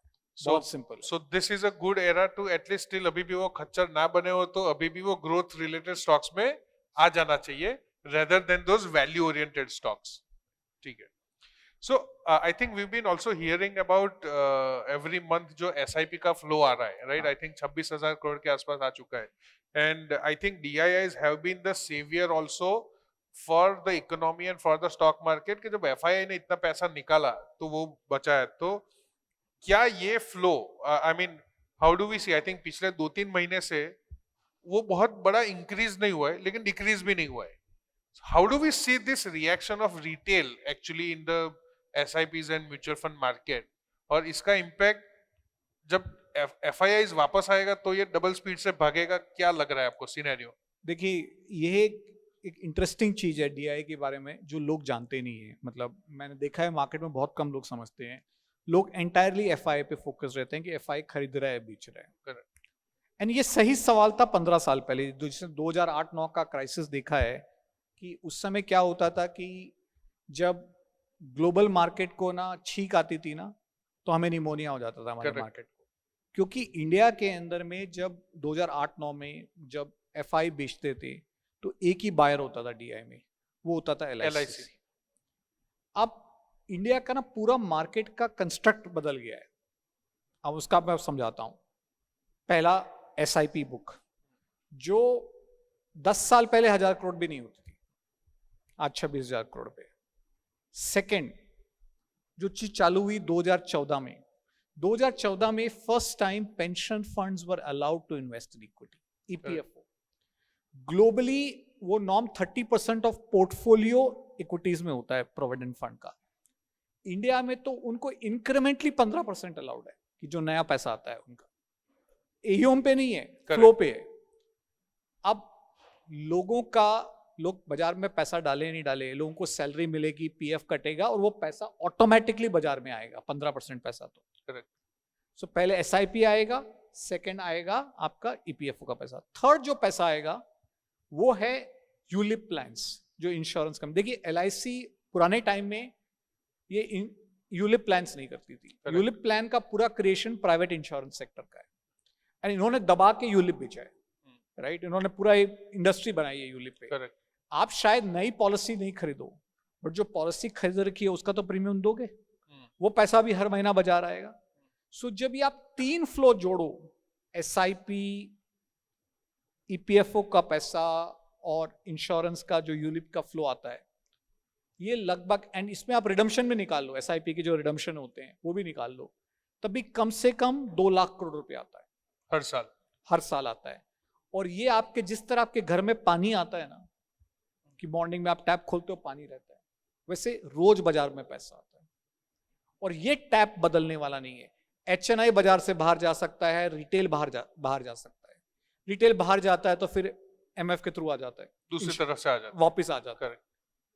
तो ये एक बहुत स्ट्रक्चरल चेंज है इंडियन मार्केट में, और इसलिए इतनी बड़ी FI सेलिंग के बाद भी हम लोग ये बाजार बेयर कर पा रहा है, and we are able to hold on. तो ये पैसा तो बाई करेगा। क्वेश्चन है कि FI बाई करेगा या सेल करेगा। जब FI बाई करेगा तो प्लस के ऊपर में एक प्लस और लग जाएगा, करेक्ट, तो वो रॉकेट हो जाएगा। सो this is the real big change in India, कि पहले इंडियंस अपना खुद का पैसा रियल एस्टेट में डालते थे, FD में डालते थे, गोल्ड में डालते थे 15-20 साल पहले। आज इंडियंस इंडिया में बिलीव करते हैं और पार्ट ऑफ देयर पैसा एंटरप्रेन्योर्स को देते हैं through equity markets, weather it is mutual funds, EPFO या इंश्योरेंस कंपनी। तो आज इंडियंस रिस्क फंड कर रहे हैं बिजनेस को। That is the big change. और ये शॉर्ट टर्म का नहीं है, ये लॉन्ग टर्म है, इसलिए ये स्ट्रक्चरल एंड रीजन इज आपके जैसे हजारों लोग काम कर रहे हैं, लाखों लोग काम कर रहे हैं, to build this cult of equities in India. This is exactly the same equity cult जो कंजम्पशन की बात कर रहे थे 70s में चालू हुआ, 80s में यूएस में ये कल्ट चालू हुआ, 80s में. I'll tell you very interesting data. In 12 years, mutual fund AUM in dollar terms, US में 13 गुना हो गया था. 13 times. 13 in dollars, Dollar terms. rupee में. This is that equity cult that emerged in US, and exactly the same equity cult is emerging in India. ठीक है. Chirag ji, balance advantage fund and multi asset fund, ये दो category है जो I think lately बहुत चर्चा में भी रही है. And I think because of this uncertainties काफी पैसा इस तरफ मूव भी हो रहा है. तो जो अभी वैल्यूएशंस के एंगल से लग रहा है, क्लाइंट्स को अब जो पैसा डालना है, क्या ये कैटेगरीज में अभी भी जाना चाहिए या 100% इक्विटी बेस और उसमें शिफ्ट करना चाहिए? How do you see these categories right now? तो जैसे कि ये कैटेगरी बैलेंस एडवांटेज फंड तो काफी टाइम से इवॉल्व हुई है, जैसे Correct. अभी 2-3 साल से मल्टी एसेट इवॉल्व हुई है. करेक्ट. अब आप देखो कि हम 6 महीने से मार्केट करेक्ट हो रहा है, लोग इतने परेशान है. इसका रीजन क्या है? इसका रीजन है 6 महीने हमने किए हुए कर्मों का फल है. एग्जैक्टली 6 महीने पहले हम small cap, mid cap, defence ये सब कर रहे थे. करेक्ट.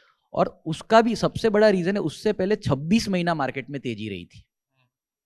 अब ये 26 महीना तेजी रही ना, जैसे कि यूक्रेन कोविड वॉर के बाद जो रिकवरी हुई, एक 6% का, एक 7% का, 2 ही करेक्शन आए हैं. पहले तो उन्होंने क्या किया, डेट का पैसा है 6% वाला, वो स्विच कर लिया इक्विटी में. फिर मल्टी एसेट और बेफ का पैसा भी इक्विटी में स्विच कर दिया. तो अब है ना, गाड़ी में सिर्फ एक्सीलेटर ही रहा है, उसमें शॉक ऑब्जर्वर्स निकल गए हैं, उसमें एयरबैग निकल गए. एयरबैग के नाम पे तो हम वैसे भी गणेश जी पे ही डिपेंडेंट थे, भगवान पे ही वही लगाते थे पैसा बचाने के लिए. तो आपने एयरबैग गोल्ड भी निकाल दिया, आपने डेट भी निकाल दिया, आपने सब निकाल दिया. जब मल्टी एसेट और बेफ निकाल दिया तो आपने सब निकाल दिया पोर्टफोलियो से. अब है ना, ट्रम्प नाम का बम्पर आ गया है ना, स्पीड ब्रेकर. अब आपके पास ब्रेक नहीं है तो गाड़ी तो कूदनी है. अब कूदने के बाद शॉक एब्जॉर्वर्स भी नहीं है तो झटका भी लगना है, और उसके बाद आपका थोड़ा मिसअलाइन भी होगा ड्राइविंग, तो आप ठुकने भी वाले हो, तो एयरबैग भी खुलने वाली नहीं है. तो दिक्कत क्या है कि ऐसा अभी नहीं, ये हमेशा चाहिए पोर्टफोलियो में. ओके. जैसे गाड़ी में ब्रेक, आपकी एयरबैग और सस्पेंशन आपको हमेशा चाहिए, वैसे पोर्टफोलियो में 3 चीज आपको हमेशा, किसी को ज्यादा मात्रा, अगर आप एजेड हो, आप रिटायरीज हो, आपको ज्यादा मात्रा में चाहिए, आप यंग हो तो आपको कम मात्रा में चाहिए. तो मैं हमेशा बताता हूं, गाड़ी में ब्रेक इसलिए नहीं होती ताकि गाड़ी स्लो चले. आपको बाहर में एक गाड़ी दे दूं और सब BMW स्पोर्ट्स वर्जन, और आपको उसको चलानी है, मगर उसमें से ब्रेक निकाल देता हूं, कितनी स्पीड से चलाओगे? चला ही नहीं पाओगे. तो इसका मतलब है गाड़ी में ब्रेक इसलिए नहीं होती कि गाड़ी स्लो हो जाए, गाड़ी में ब्रेक इसलिए होती है ताकि आप 100 की स्पीड पे चला पाओ. करेक्ट. सो इतना इस दोनों फंड का महत्व है आपके पोर्टफोलियो में. सो एक सीख ये होनी चाहिए कि सभी क्लाइंट्स के पोर्टफोलियो में एग्जैक्टली ये स्पीड ब्रेकर कूद के हम लोग एक्सीडेंट्स ना हो, इसीलिए ये कैटेगरीज के फंड्स हमेशा इन्वेस्टमेंट होना चाहिए. ज्यादा कम according to the needs of the Client customer profile. और प्रोफाइलिंग के हिसाब से, बट इसमें से निकाल के इक्विटी में नहीं जाना चाहिए. एग्जैक्टली. आईपीओ के बारे में भी आई थिंक अभी जो एक डिस्कशन हुआ था, आईपीओ में एसएमईज तो स्काई हाई वैल्यूएशंस पे था. रिटेल को आईपीओस में इन्वेस्ट करने से पहले क्या नजरिया या क्या ध्यान रखना चाहिए? आई थिंक हाईएस्ट एक्सीडेंट्स भी वहीं पे हो रहे हैं, राइट? तो कैसे, पहले के जमाने में ऐसा था कि आईपीओस लगते थे और अच्छा पैसा बनता था, 10, 15, 20 साल रखते थे उसमें. आई थिंक अब ऐसे भी आईपीओ आ रहा है कि जिसमें 3 साल अगर पैसा रखा तो डूब जाता है. एग्जैक्टली. सो रिटेल को क्या ध्यान रखना चाहिए या एडवाइजर्स को भी क्या ध्यान रखना चाहिए, कैसे आईपीओ मार्केट में इन्वेस्टमेंट करवाना चाहिए? पिछले 3 साल में 1000 से ऊपर के आईपीओ आए, एसएमई वैसेमी सब मिला के. राइट. उसमें इन्वेस्टमेंट ग्रेड की ना 100 कंपनी होती है, और ये लोग कितनी मेहनत करते हैं एक को इवेल्यूट करने के लिए. मुझे इतना भी पता है कि रत्ती भर मेहनत इस पे नहीं होती जब रिटेल करता है. दूसरा क्या ना, ये आपको एक्साइटमेंट बहुत देता है. आप कितना बड़ा एप्लीकेशन करते हो, 15,000 का आपको एक लॉट लगता है. आपका Right. पोर्टफोलियो 10 लाख का है, 50 लाख का है, आपको 10 लाख का अच्छा का भी लॉट लग गया, वो डबल भी हो गया. आपकी जिंदगी में ना कोई बड़ा फर्क नहीं पड़ता. करेक्ट. आप देखना, बस आपको ना मानसिक शांति मिलती है. करेक्ट. तो म्यूचुअल फंड एंकर करते ही है. IPOs, और वो सारी चीजें आप रिसर्च करने के बाद, और उनको अलॉटमेंट भी अपने से अच्छा मिलता है. वो लगाते तो 14,000 रुपया ही है, ज्यादा हाँ. लगाते भी नहीं है, मिलता सिर्फ उतना ही है, तो उसका इम्पैक्ट वैसे भी कम हो जाता है. तो एग्जैक्टली वो है ना, केबीसी जैसा ही है. केबीसी जैसे. केबीसी जैसा कौन बनेगा करोड़पति, उसमें करोड़ों लोग ट्राई करते हैं. हाँ, कुछ कुछ लोग 20-20 साल तक वेट करते हैं केबीसी में आने के लिए, और 3.5 लाख रुपए जीत के जाते हैं, है ना. Very true. उससे अच्छा 20 साल पहले 10,000 रुपए का SIP कर दिया होता, 3-4 करोड़ रुपए भी बन जाते. करेक्ट. और अमिताभ बच्चन आपकी बेटी की शादी पे भी आता पैसा देते तो. Very true. So I think वहां पे एज यू सेड को थ्रिल है, मजा है. थ्रिल वो है. मजा से ज्यादा कुछ भी नहीं है. Exactly. मजा चाहिए तो करो, अदरवाइज वो ढूंढना is very tough. Very tough. ठीक है. सो रमेश जी, एक क्वेश्चन आपके लिए मिला वो, बेंचमार्क हगिंग, आई थिंक ये कंसेप्ट पे बहुत अभी बात हो रही है. सो आई थिंक जब तेजी का मार्केट होता है तब concentrated portfolios generally mutual funds में फंड मैनेजर्स बनाते हैं, और जब ये फॉल आता है तब वो बेंचमार्क हगिंग बढ़ जाता है, या इन शॉर्ट पोर्टफोलियो का डाइवर्सिफिकेशन ज्यादा बढ़ जाता है. अभी का सिनेरियो क्या है, और क्या ये क्लाइंट्स के लिए ठीक है? देखिए, first of all active manager का एक ही धर्म है, बेंचमार्क को बीट करना. करेक्ट. यदि वो हमने धर्म नहीं किया तो पैसिव है, करेक्ट. सीधी बात है. और एक्टिव पोर्टफोलियो को बेंचमार्क को बीट करने के लिए आपका पोर्टफोलियो का एक्टिव शेयर हाई होना जरूरी है. करेक्ट. एक्टिव शेयर का मतलब सिंपल है कि आपका पोर्टफोलियो बेंचमार्क से कितना अलग है, राइट? कि वो 30-40% अलग है, 50% अलग है, 30% अलग है, 60% अलग है, 70% अलग है. ये नेसेसरी कंडीशन है कि आपका पोर्टफोलियो बेंचमार्क को बीट करे. इसका कोई गारंटी नहीं है कि आपने पोर्टफोलियो बेंचमार्क से अलग बनाया तो आप बीट करोगे. आपने शायद सब गलत स्टॉक लिए होंगे तो आप अंडर परफॉर्म भी कर सकते हो. तो पहला चीज आपको देखना चाहिए कि पोर्टफोलियो का एक्टिव शेयर कितना है, एक एक्टिव मैनेजर का. ना वो एक्टिव शेयर दो तरीके से आ सकता है, एक कंसंट्रेटेड पोर्टफोलियो, एक डाइवर्सिफाइड पोर्टफोलियो. ये मैं I would say it is a philosophy of the fund house, right? जो हमारी सोच है, वाइटो की सोच है, मैं वो बता सकता हूं आपको, क्योंकि ऐसा नहीं कि कोई सही या एब्सोल्युटली सही या गलत है. जो हमारी सोच है कि हमने एज ए फर्म काफी रिसर्च में इन्वेस्ट किया है, तो हम बहुत सारे स्टॉक्स को कवर कर सकते हैं बाजार में. You know, more than 500-700 stocks we are able to cover. मुझे ऐसा लगता है कि यदि मुझे 700वीं कंपनी में भी एक हीरा मिल जाए जिसमें शायद मैं 50 पैसा पोर्टफोलियो का डालूं 100 रुपए में से, और मुझे लगता है वो मल्टी बैगर होगा, वो सिग्निफिकेंटली आउट परफॉर्म करेगा बाजार को, तो मैं तो 50 पैसा भी उस पोर्टफोलियो में डालूंगा. मेरे लिए बहुत आसान है कि वो 50 पैसा मैं कोई बड़े लार्ज कैप फंड में डाल दूं, लार्ज कैप स्टॉक में डाल दूं. वो बहुत आसान तरीका है, right? But I as an active manager know कि वो मैं करूंगा तो मेरी अल्फा जनरेट होगी, राइट? अब आप बोलोगे उसमें 2 रुपए क्यों नहीं डालते हो? क्योंकि कंपनी इतनी छोटी है कि मैं 2 रुपए डाल ही नहीं सकता. ना मैं डाल सकता हूं, ना कोई और डाल सकता है. लिक्विडिटी कंसर्न भी होता है, कंस्ट्रेन है. बट बिकॉज हमारी रिसर्च कैपेबिलिटी है इतना डीप मार्केट को कवर करने के लिए, हम तो छोटी बेट भी मिलती है जो हमें लगता है लॉन्ग टर्म में मल्टी बैगर है, मतलब आउट परफॉर्म करेगा बाजार को, उस स्टॉक पे हम पैसा डालने को तरीका है. लेकिन वो डाइवर्सिफिकेशन जो होता है, राइट, आई थिंक बहुत चर्चा में अभी रहा भी था कि कुछ फंड्स लोगों ने नंबर ऑफ स्टॉक्स जो है वो काफी बढ़ा दिए हैं to withstand I think the fall.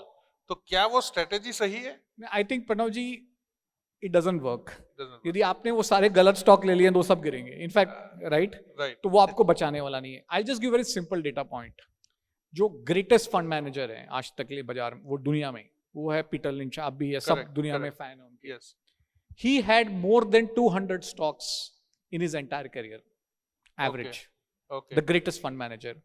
Mutual fund के अंदर में 2 कैटेगरीज है, focus category, diversified category. Correct. Why does the diversified category always out perform?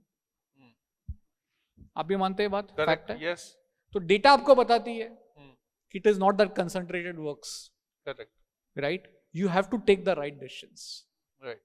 So our approach is, at least our approach is, मुझे तो कोई छोटी company मिले जिसमें मैं 50 पैसा भी डाल सकूं पोर्टफोलियो का, और मुझे लगता है लॉन्ग टर्म में वहां रिटर्न जनरेट करेगी, I am happy to buy into that. ठीक है. That is our approach. दूसरा, जस्ट टू ऐड ना, कॉन्सेंट्रेटेड पोर्टफोलियो ज्यादा रिटर्न देता है, ये एक मिथ है. दे सकता है, पॉसिबिलिटीज है, मगर आप जैसे रमेश ने बताया ना कि आपको एक्टिव शेयर बनाना है, BSE 500 तो है आपके पास, उसमें से आप ज्यादा एक्टिव शेयर नहीं बनाते, मगर आप 501 502 ही कंपनी लेते हो, अब उसमें रिस्क भी बहुत ज्यादा होता है. करेक्ट. राइट, क्योंकि जैसे मैंने बताया उसमें मिड कैप से स्मॉल कैप बनने की प्रोबेबिलिटी ज्यादा होती है. तो क्या होता है कि फंड मैनेजर रिसर्च करते हैं, ऐसी 40 कंपनी में पैसा डालते हैं, मान लो 40 कंपनी में 1-1 रुपया डाल दिया, 40-25% से ग्रो कर सकती है, ऐसा एस्टिमेट होता है पहले दिन. उसमें से मान लो 70-80% सही जाती है, वो 25% से ज्यादा ग्रो भी करती है, दे आर एट होम. तो मगर आपने वो 40 रुपया है वो 8 कंपनी में डाला, मतलब 5% एक कंपनी में डाला, उसमें से एक गलत गया तो 5 रुपए का नुकसान है, उसमें से एक गलत गया तो 1 रुपए का नुकसान है, मगर बाकी के है जो 1 का 5 1 का 10 हो सकता है. करेक्ट. तो बेसिकली ये बहुत भी यूनिवर्सली ग्लोबली एक्सेप्टेड है, आपका एक्टिव शेयर डाइवर्सिफिकेशन से होना चाहिए, कंसंट्रेशन से आप एक्टिव शेयर के साथ एक्टिव रिस्क बढ़ाते हो. तो क्या यही चीज पीएमएस में भी लागू होती है? हर एक जगह पे लागू होती है. सो पीएमएस में जनरली देखा गया है कि पोर्टफोलियोज इतने कॉन्सेंट्रेटेड, आई मीन ज्यादा कॉन्सेंट्रेटेड होते हैं in comparison to mutual funds. Is it because के they hold more active shares and that is how they create more alpha? वहां पे higher active share higher active risk के साथ होता है, और ऐसा माना जाता है कि जो पीएमएस का इन्वेस्टर है वो हायर रिस्क बेयर कर सकता है. और उसको मालूम है कि यहाँ पे क्या हायर रिस्क है. Yes, so that is what is the difference between this two, क्योंकि वो ज्यादा लर्नेड इन्वेस्टर है, ऐसा अज्यूम्पशन है, तो वो हायर एक्टिव शेयर और एक्टिव रिस्क लेने के लिए तैयार है, मगर सिमिलर रिटर्न आपको कम एक्टिव रिस्क के साथ मिले. मतलब मैं आपको बताऊं ना, ये ऐसी फिलोसॉफी है, एक साउथ की कहावत है, बाल तोड़ के पहाड़ पे डालना है. आप 1 रुपया ही डालते हो, 40 कंपनी में डालते हो, तो रिस्क 1 रुपये का ही लिया है. Correct. बाल तोड़ के पहाड़ पे डालना है, जोर से खींचना है, आया तो पहाड़ गया तो बाल.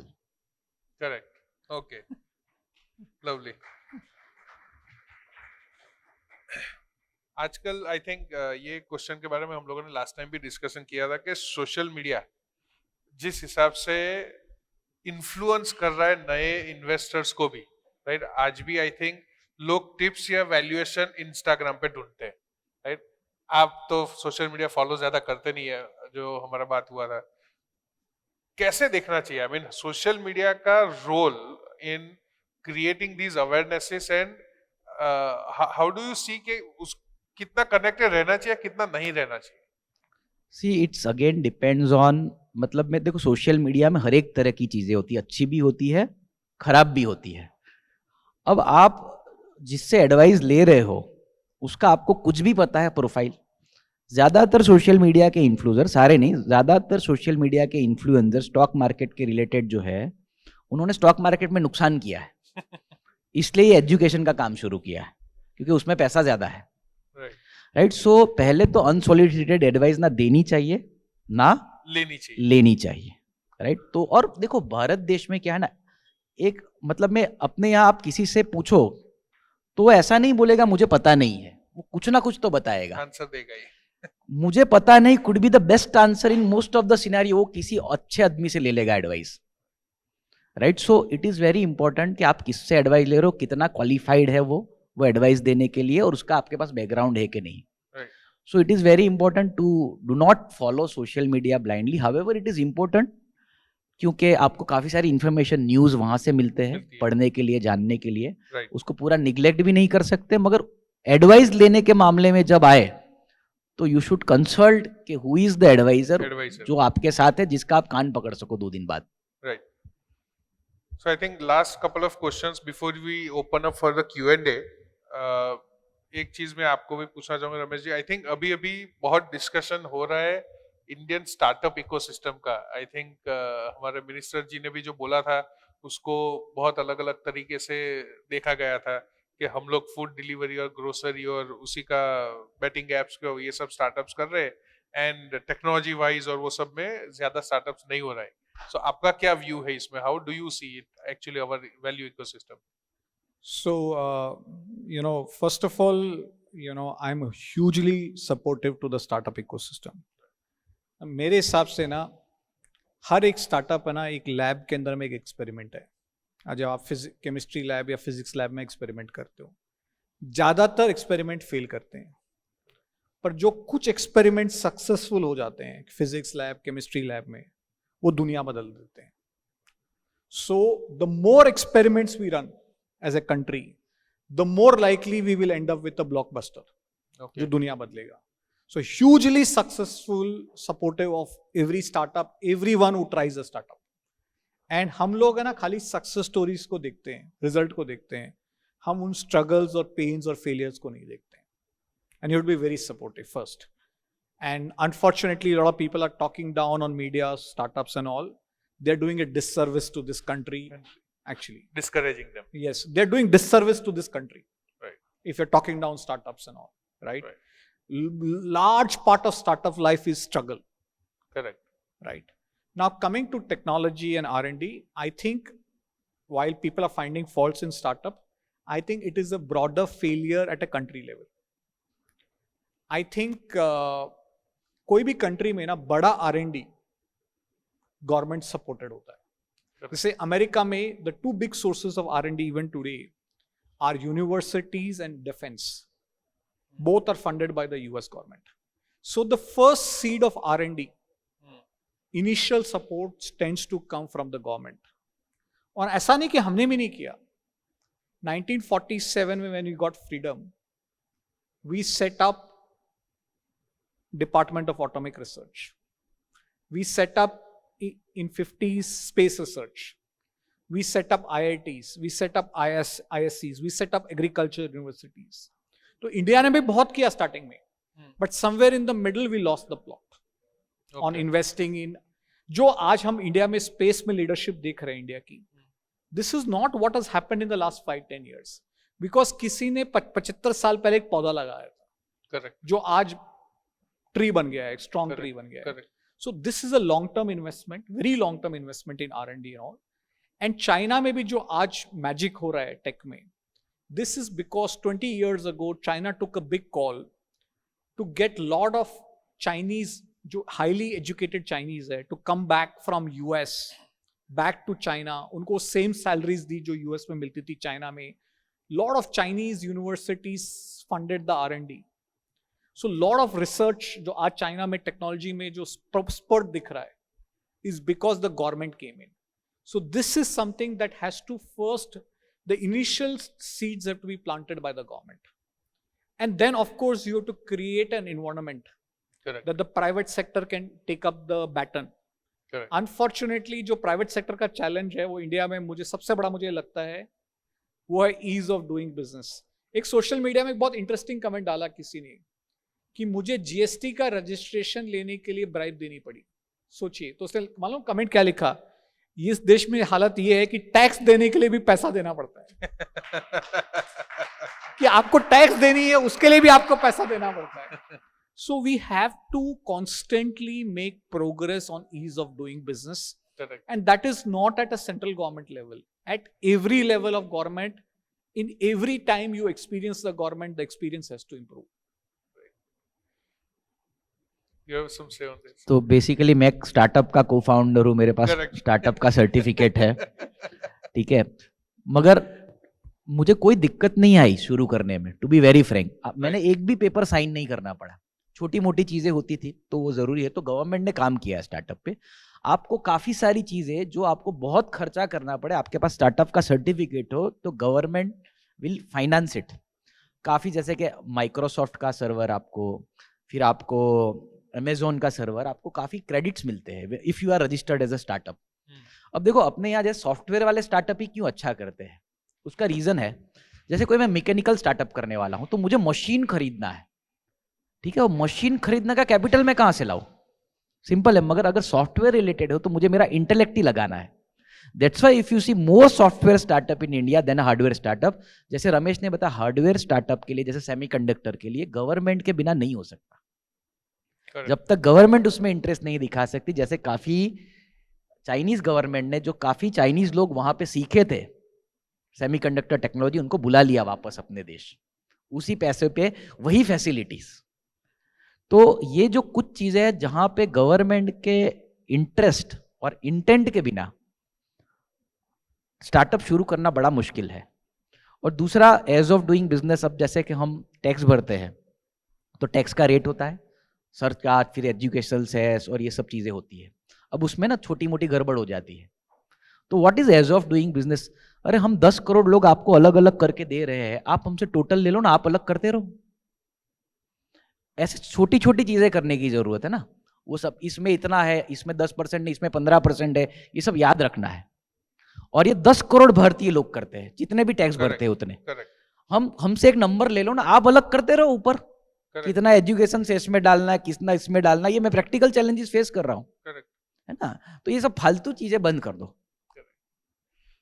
ठीक है। So I think will take up the last question before we take only couple of Q&A हम लोग ले पाएंगे। So I think if you can have your questions ready if you want to ask to any of our panelists. So next 5 years GDP और market, what is your view on कहाँ पर हम लोग 2030 में देखते हैं मार्केट्स को? So मेरे हिसाब से we should grow at 6.5% Okay, on GDP and market return 11-12% okay, for the broader index. okay, 12% का return okay. compounded. Compound. Prem? I think somewhat similar. Real terms में 6.5% GDP Okay. growth, and markets around 12-13% odd sort of, because I mean we also need to take into account the way, I mean your markets will move in line with how your economy is performing, right? So if it is 6-7% sort of number, there will be some of these companies which would grow better than this, and there will be some of these companies which would not be able to grow. So ultimately over a longer period of time, I mean the valuation needs to mirror how you're growing, right? Okay. I think अभी 6 साल है 2030 में, तो 1.5 से 2.25 लाख का Sensex, और GDP I guess double हो जाएगी। तो अब देखो, मैंने सेम ही आंसर दिया है, हाँ, ठीक है, ये जो सुनना मगर था उसमें वही। मजा ज्यादा आता है, ठीक है। तो जो जिसमें मजा ज्यादा आता है, मैं वो आंसर दिया। तो कभी कोई मुझे पूछता है कि चिराग भाई पैसा कितने साल में डबल होगा, तो मैं बोलता हूँ 5-6 साल में। 5 साल में? मैं बोला हाँ चल 5 साल में। यार बहुत ज्यादा है, तो मैं उसको बोलता हूँ 3 साल 760 दिन, तो 5 ही साल हो जाता है। सो बेसिकली देखिए, सबको ये पता है कि जितना नॉमिनल जीडीपी बढ़ता है उतना मार्केट बढ़ता है। बढ़ता है। और आप कहाँ से शुरू किया, वहां पे वैल्यूएशन क्या थे, तो we are somewhere close to fair valuation. Correct, तो फेयर वैल्यूएशन जितना नॉमिनल जीडीपी बढ़ेगा, अच्छी कंपनी थोड़ी तेज बढ़ेगी, है ना। तो रमेश के पोर्टफोलियो में या प्रेम के पीएमएस में पैसा दोगे तो ज्यादा बनेगा। करेक्ट, सबसे डिफिकल्ट काम ये 6 साल टिके रहना है, और उसके लिए सबसे इंपॉर्टेंट स्किल क्या है पता है? कुछ नहीं करना।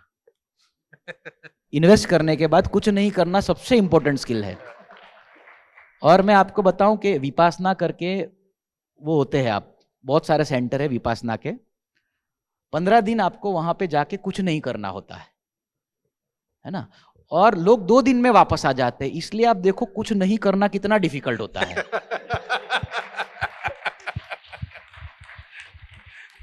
ट्रू। ठीक है, so I think will take couple of questions if you guys have anything, आपको कुछ पूछना है तो I think will just take couple of questions. Mic space, हाँ एक मिनट, माइक है। Hello hello hello Chirag sir, हाँ जी। आपके लिए एनर्जी सेक्टर के बारे में सर कुछ। Energy sector, energy energy energy, देखो एनर्जी ना बहुत बेसिक सेक्टर है। जैसे कि फार्मा में आपको 40 का पी मल्टीपल मिल सकता है, कंजम्पशन में 40 का पी मल्टीपल वैल्यूएशन मिल सकते हैं। आपको एनर्जी सेक्टर में 20 के ऊपर के पी मल्टीपल वैल्यूएशन नहीं मिल सकते, बहुत बेसिक है। और आपने पूरा यूएस का तेजी देखा है ना, सारे डेवलप कंट्रीज के तेजी देखे, कभी कोई एनर्जी सेक्टर में पैसे वाला बना है ऐसा मैंने नहीं देखा, मल्टी बैगर, राइट। तो ये बहुत बेसिक है। जैसे कि जहां पे डिफरेंशिएशन करना बहुत मुश्किल है, और जहां पे डिफरेंशिएशन मुश्किल होता है वहां पे प्राइसिंग पावर नहीं होता। मैं आपको एक एग्जांपल देता हूं। आपने घर बनवा दिया, घर में एक खिड़की लगवाई, फिर फैब्रिकेशन वाला आके पता है वो खिड़की के वो सलिया डाल के जाता है, फ्रेमिंग करके जाता है। अब आप हमेशा उसमें बार्गेन करोगे कि कम पैसा ले, एम आई राइट और रॉन्ग, कि ज्यादा ले रहे हो, यही तो डाल रहे हो। उसमें डिफरेंशिएशन करना बहुत मुश्किल है। मगर उसी रॉड से आप जब स्टेनलेस स्टील का ऐसा स्ट्रिप बनाओ जिसमें कभी जंग ना लगे, ठीक है, वो कौन यूज करता है? ऑर्थोपेडिक, है ना। जब मान लो किसी को ऐसा ना हो, किसी के साथ भी उसका एक्सीडेंट हो गया, हड्डी टूट गई, उसको लेके हम हॉस्पिटल गए, तो क्या डॉक्टर बोलता है प्लेट लगानी है, तो आप बोले लगा दो। फिर डॉक्टर दूसरा सवाल पूछता है, दो है, 10,000 वाली 15,000 वाली, कौन सी लगाऊं? तो 15,000 वाली लगाओगे। जहां पे आप ज्यादा पैसा देने के लिए रेडी हो, पैसा उधर ही बनता है। जहां पे आप कॉस्ट कटिंग कर रहे हो, पैसा उधर नहीं बनता। तो आप देखो, आप अपनी गुजरात में जो गुजरात इलेक्ट्रिसिटी बोर्ड की बिजली आती है, अदानी की आती है, टोरेंट की आती है, सबकी सेम है, मेरी तुमसे अलग नहीं होती। उसमें डिफरेंशिएट करना, वैल्यू ऐड करना बहुत डिफिकल्ट है। तो उसमें कंपाउंडिंग नहीं होता, टेक्टिकल पैसा बनता है। और जैसे बताया हमने, वो टर्मिनल वैल्यू बहुत क्लोज होते हैं ऑयल एंड गैस सेक्टर के, जो उसमें बड़े सेक्टर है उसमें। सो that is the issue with this sector. So tactically पैसा बन सकता है, इसमें स्ट्रक्चरली बनाना मुश्किल होता है। सर दूसरा एक क्वेश्चन था कि हाईएस्ट गोल्ड जो है तो यूएसए के पास है, तो उसको मेंटेन करने के लिए उनको हर महीने का जो खर्च लगता है, तो वो ऐसा कुछ सोच सकते हैं कि भाई इसको थोड़ा गोल्ड को कम करना चाहिए, और वहां से कुछ अगर कम होता है तो उसका इफेक्ट यहाँ भी गोल्ड के प्राइस में पड़ सकता है, ऐसा कुछ? देखो, gold is a store of value, ठीक है। आपकी वैल्यू वहां पे, जैसे currency is a storage of value, gold is also storage of value. जब आपका करेंसी पे भरोसा कम हो जाता है, तो एक मैं आपको सिंपल चीजें बताता हूं कि इसमें स्टोरेज का ऐसा कोई कॉस्ट जनरली आपने एक बार ही कर लिया, मेंटेनेंस कॉस्ट होता है, आप कहीं पे भी करो मोर और लेस सेम ही रहता है। You don't require too much of, वहाँ उस पर जंग नहीं लगता, कुछ वैसे प्रॉब्लम नहीं होते, तो वो सब जगह पे सेम ही रहता है, कोई ज़्यादा उसमें डिफरेंस नहीं है। वो ठंडी में रखो, गर्मी में रखो, उसको कोई फर्क नहीं पड़ता। बेसिकली आपको एक चीज़ याद रखनी है कि आपका डेट है, डेट वो इन्फ्लेशन जितना रिटर्न देता है। इंडिया में गोल्ड है, वो रिटर्न देता है इन्फ्लेशन प्लस रुपी डेप्रिशिएशन, क्योंकि आपका रुपया भी डेप्रिशिएट है और गोल्ड है वो डॉलर एसेट्स है। सो बेसिकली गोल्ड यूएस में इन्फ्लेशन जैसा रिटर्न देखता है। अब हमने गोल्ड पे बहुत बातें की, तो गोल्ड के साथ होता क्या है कि जब अपनी इकोनॉमी खराब होती है तो अपना रुपी डेप्रिशिएट होता है डॉलर के सामने, मगर जब यूएस इकोनॉमी खराब होती है तो डॉलर तो डेप्रिशिएट हो नहीं सकता, है ना। तो गोल्ड के प्राइस बढ़ते हैं, आप समझ रहे हो, क्योंकि अब यूएस की इकोनॉमी खराब है, डेट बढ़ रही है, उसका डेट बर्डन बहुत बढ़ रहा है, इन्फ्लेशन बढ़ रही है, तो एक्चुअली उसका करेंसी डेप्रिशिएट होना चाहिए, मगर वो तो सुप्रीम करेंसी है, उसको डेप्रिशिएट किसके सामने करोगे। तो होता क्या है कि गोल्ड बढ़ जाता है, तो गोल्ड उसकी परचेसिंग पावर कम कर देता है। तो यूएस को भी रेस्क्यू के लिए गोल्ड रखना पड़ता है। इनडायरेक्टली वो यूएस की करेंसी की वैल्यू डाउन करने के लिए भी गोल्ड बढ़ता है, गोल्ड बढ़ जाता है। सो दैट इज हाउ, तो इसलिए यूएस को भी गोल्ड रखना पड़ता है। ठीक है। आई थिंक एक क्वेश्चन है। जिस हिसाब से आवाज आ रही है, यस आ रही है। हाँ, जिस हिसाब से एफआईज जब डॉलर स्ट्रांग हो उस समय इंडिया में माल लेना चाहिए उनको, जैसे 88-90 गया था डॉलर, तब भी दे वर सेलिंग, जबकि अगर समझो कि डॉलर वीक हो तो उनको बेचना चाहिए ताकि उनको ज्यादा डॉलर मिले। या ये रिवर्स थियरी कैसे चल रही है, ये समझ में नहीं आया। पैसा लाने के टाइम पे वो पैसा लेके जा रहे हैं, ये थोड़ा सा समझ के बाहर की चीज हो रही है। देखिए, दो पहलू है इस पे। फर्स्ट की जो एफआई सेलिंग हो रही थी उस समय कहाँ जा रहा था पैसा, वो जा रहा था अमेरिका, क्योंकि उनको लगा ट्रम्प चमत्कार करने वाला। याद है पिछली साइकिल में ट्रम्प के बाजार में बहुत पैसा बना था, वापस ट्रम्प आ गया। True. तो क्या पहले हमारा क्या एक्सपेक्टेशन था जब ट्रम्प आएगा कि दुनिया में बाजार में तेजी होगी। अब Correct. तो हमें वो गूगली मिल गई है, अब वो पिच पे वो हम सोचे फ्लैट पिच थी, अब तो पिच टर्निंग होने लग गई है। तो पहले पैसा जा रहा था अमेरिका, तो क्यों उन्हें लगा कि अमेरिका में सारे प्रॉब्लम सॉल्व है, वहां पैसा बनेगा। अब वहां उनको गूगली मिल गई है, उनको वहां पे भी कुछ समझ में नहीं आ रहा है। तो पहला प्रॉब्लम, तो पैसा वहां जा रहा था क्योंकि वहां अट्रैक्टिव लग रहा था। सेकंड ना, ये लगता है आप लोगों को लगता है ना कि एफआई बोल के एक आदमी है। There are thousands of FIs at any day, FIs are buying and selling. आप नेट नंबर देखते हो, आपको ग्रॉस बाइंग देखना चाहिए, सेलिंग देखना चाहिए, फिर नेट नंबर देखने चाहिए। तो उसमें हजारों इन्वेस्टर्स हैं, किसी को आज तेजी करनी है, किसी को आज मंदी करनी है, जैसे कि नॉर्मल बाजार में होता है। तो अक्सर हम नेट नंबर देखते हैं तो हम सोचते हैं कि एक बंदा ऐसा कर रहा है, नहीं, वो हजारों लोग हैं, उसका आप नेट रिजल्ट देख रहे हो। उसमें कुछ लोग तेजी कर रहे हैं, कुछ लोग मंदी कर रहे हैं। दूसरा जो इंपॉर्टेंट चीज है ना सर, करेंसी की वजह से एफआई आता जाता नहीं है, और करेंसी डेप्रिशिएट हुई इसलिए एफआई ने सेल, ऐसा नहीं किया, उल्टा है, एफआई ने सेलिंग की इसलिए करेंसी डेप्रिशिएट हुई। जो बारिश होती है तो रास्ते गीले होते हैं, मगर रास्ते गीले होते हैं उसका मतलब ये नहीं कि बारिश होगी, आप समझ रहे हो। और दूसरा कि एफआई हमारे यहाँ 1000 करोड़ था 2008 में, 1000 billion dollar, sorry, buying selling करते करते आज 5400 बिलियन डॉलर है, तो नेट नेट वो बड़े हैं। देखो जहां पे काबिलियत होती है ना वहां पे कैपिटल आती ही है।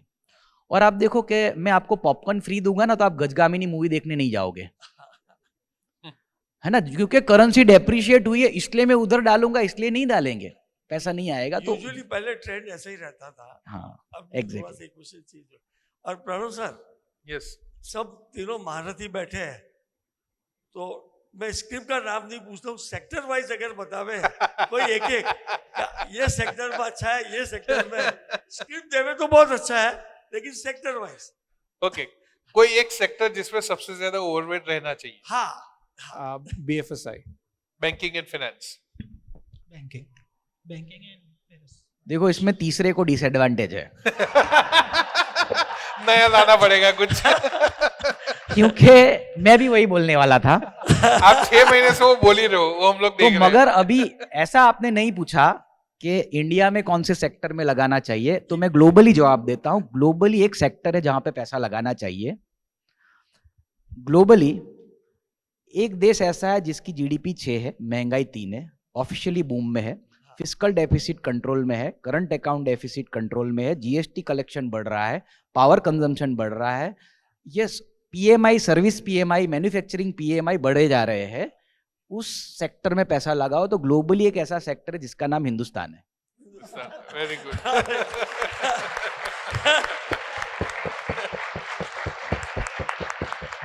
Thank you all of you, thank you. Thank you.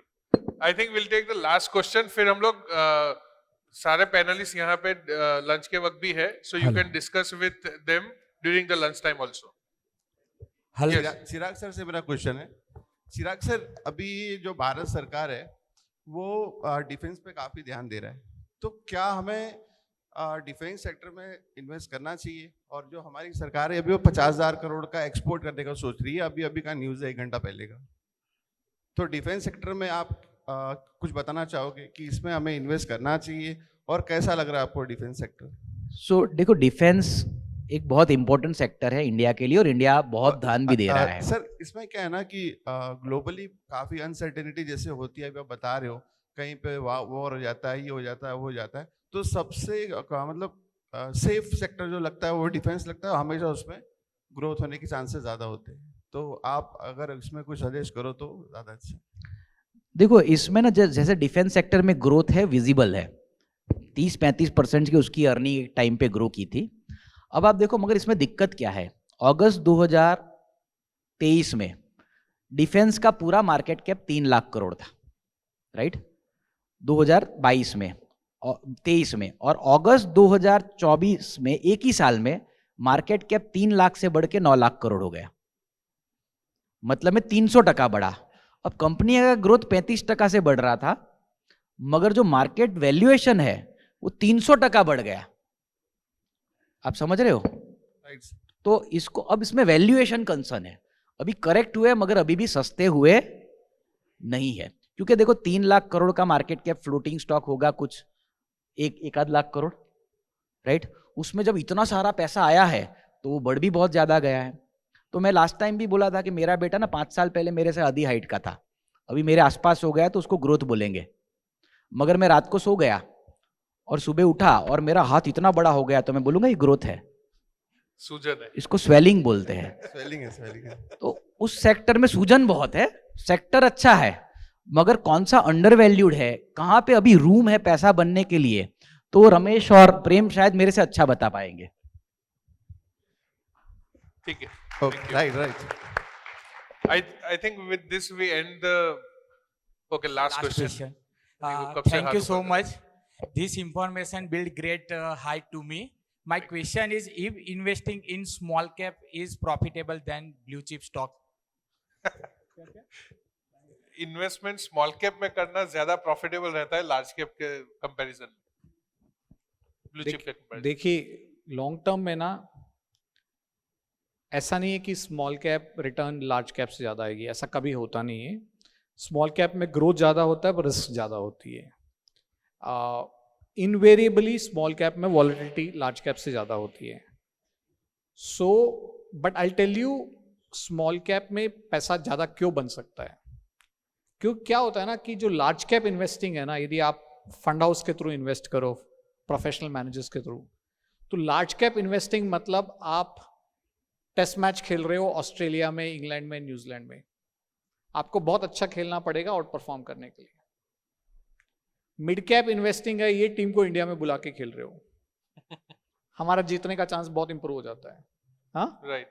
Small cap investing है, कोई भी टीम को, बाकी दुनिया में कोई भी टीम के साथ हमारे साथ टेस्ट मैच खिला लो। तो फंड मैनेजर्स का है ना अल्फा जनरेटिंग का जो एबिलिटी है ना, वो स्मॉल कैप मिड कैप में बहुत ज्यादा होता है लार्ज कैप से ज्यादा। So that is the reason to invest in small cap. But याद रखिएगा स्मॉल कैप में बड़ी वॉलेटिलिटी होती है। There are 6.5 years period in the लास्ट 15 years जब स्मॉल मिड कैप में एक भी पैसा नहीं बना। Are you prepared for that? मेरे हिसाब से कोई भी 18 महीने की तकलीफ लेने के बाद में किसी में कैपेसिटी नहीं होती। 18 महीने 2 साल से ज्यादा कोई बाजार में तकलीफ लेने की कैपेसिटी नहीं होती है। तो इसलिए थोड़ा बैलेंस एलोकेशन रखिए स्मॉल कैप में। खाली वन साइडेड बेट मत लीजिए कि खाली स्मॉल कैप करना है। Small cap for growth, for alpha, large cap for stability, दोनों का बैलेंस रखिए। So, इसी में मैं एक चीज वो ऐड करूंगा कि आई थिंक सेल्स के एंगल से हम लोगों ने जो देखा है कि कस्टमर से जब हम लोग डिस्कशन करते हैं ना, तो कस्टमर्स हमेशा वो बोलते हैं कि रिटर्न हाई लेना है इसलिए मेरे को स्मॉल कैप लेना है, हाँ मैं 10 साल बैठूंगा। अब उनको मालूम है कि वो स्मॉल कैप अगर लेना है तो मुझे 10 साल की बात करनी पड़ेगी। तो कस्टमर 10 साल बोलता तो है और उस लिए वो मांगता भी है कि भाई मुझे मिड एंड स्मॉल कैप का एलोकेशन ज्यादा रखो और उसमें ज्यादा पैसा डालना है। लेकिन दिक्कत कहाँ आती है, एज यू सेड, कि वो 18 महीने खराब जाते हैं ना, उसके बाद उसकी नीड्स आती है। मेरी शादी है, मेरे बेटे की शादी है, मुझे यहाँ पे जाना है, मेरा ये हॉस्पिटल का खर्चा है, उस वक्त वो पैसा निकालने आता है। वो निकालने आएगा ना और तब सिर्फ मिड एंड स्मॉल कैप में होगा ना, तो क्या बोलेगा, ये एडवाइजर खराब है, इसने मुझे उस वक्त ये करने दिया, या उसने मुझे वो समझाया नहीं कि मुझे लार्ज कैप ज्यादा रखना चाहिए। वो कब आएगा, क्या डिमांड करेगा, ये हमारे कंट्रोल में नहीं है। वो बोलता है कि हाँ 10 साल रुकूंगा, फिर भी वो 2 साल में वो मांगने आएगा कि मेरे को पैसे की जरूरत है, मेरा ये हो गया, मेरा फैक्ट्री में ये हो गया, मेरे को ये करना है। So that is why also it is very very necessary to have that stability in the portfolio and have a large cap allocation, क्योंकि वो हमारे कंट्रोल में नहीं है। So as an advisor we should always allocate more for the stability of the portfolio also.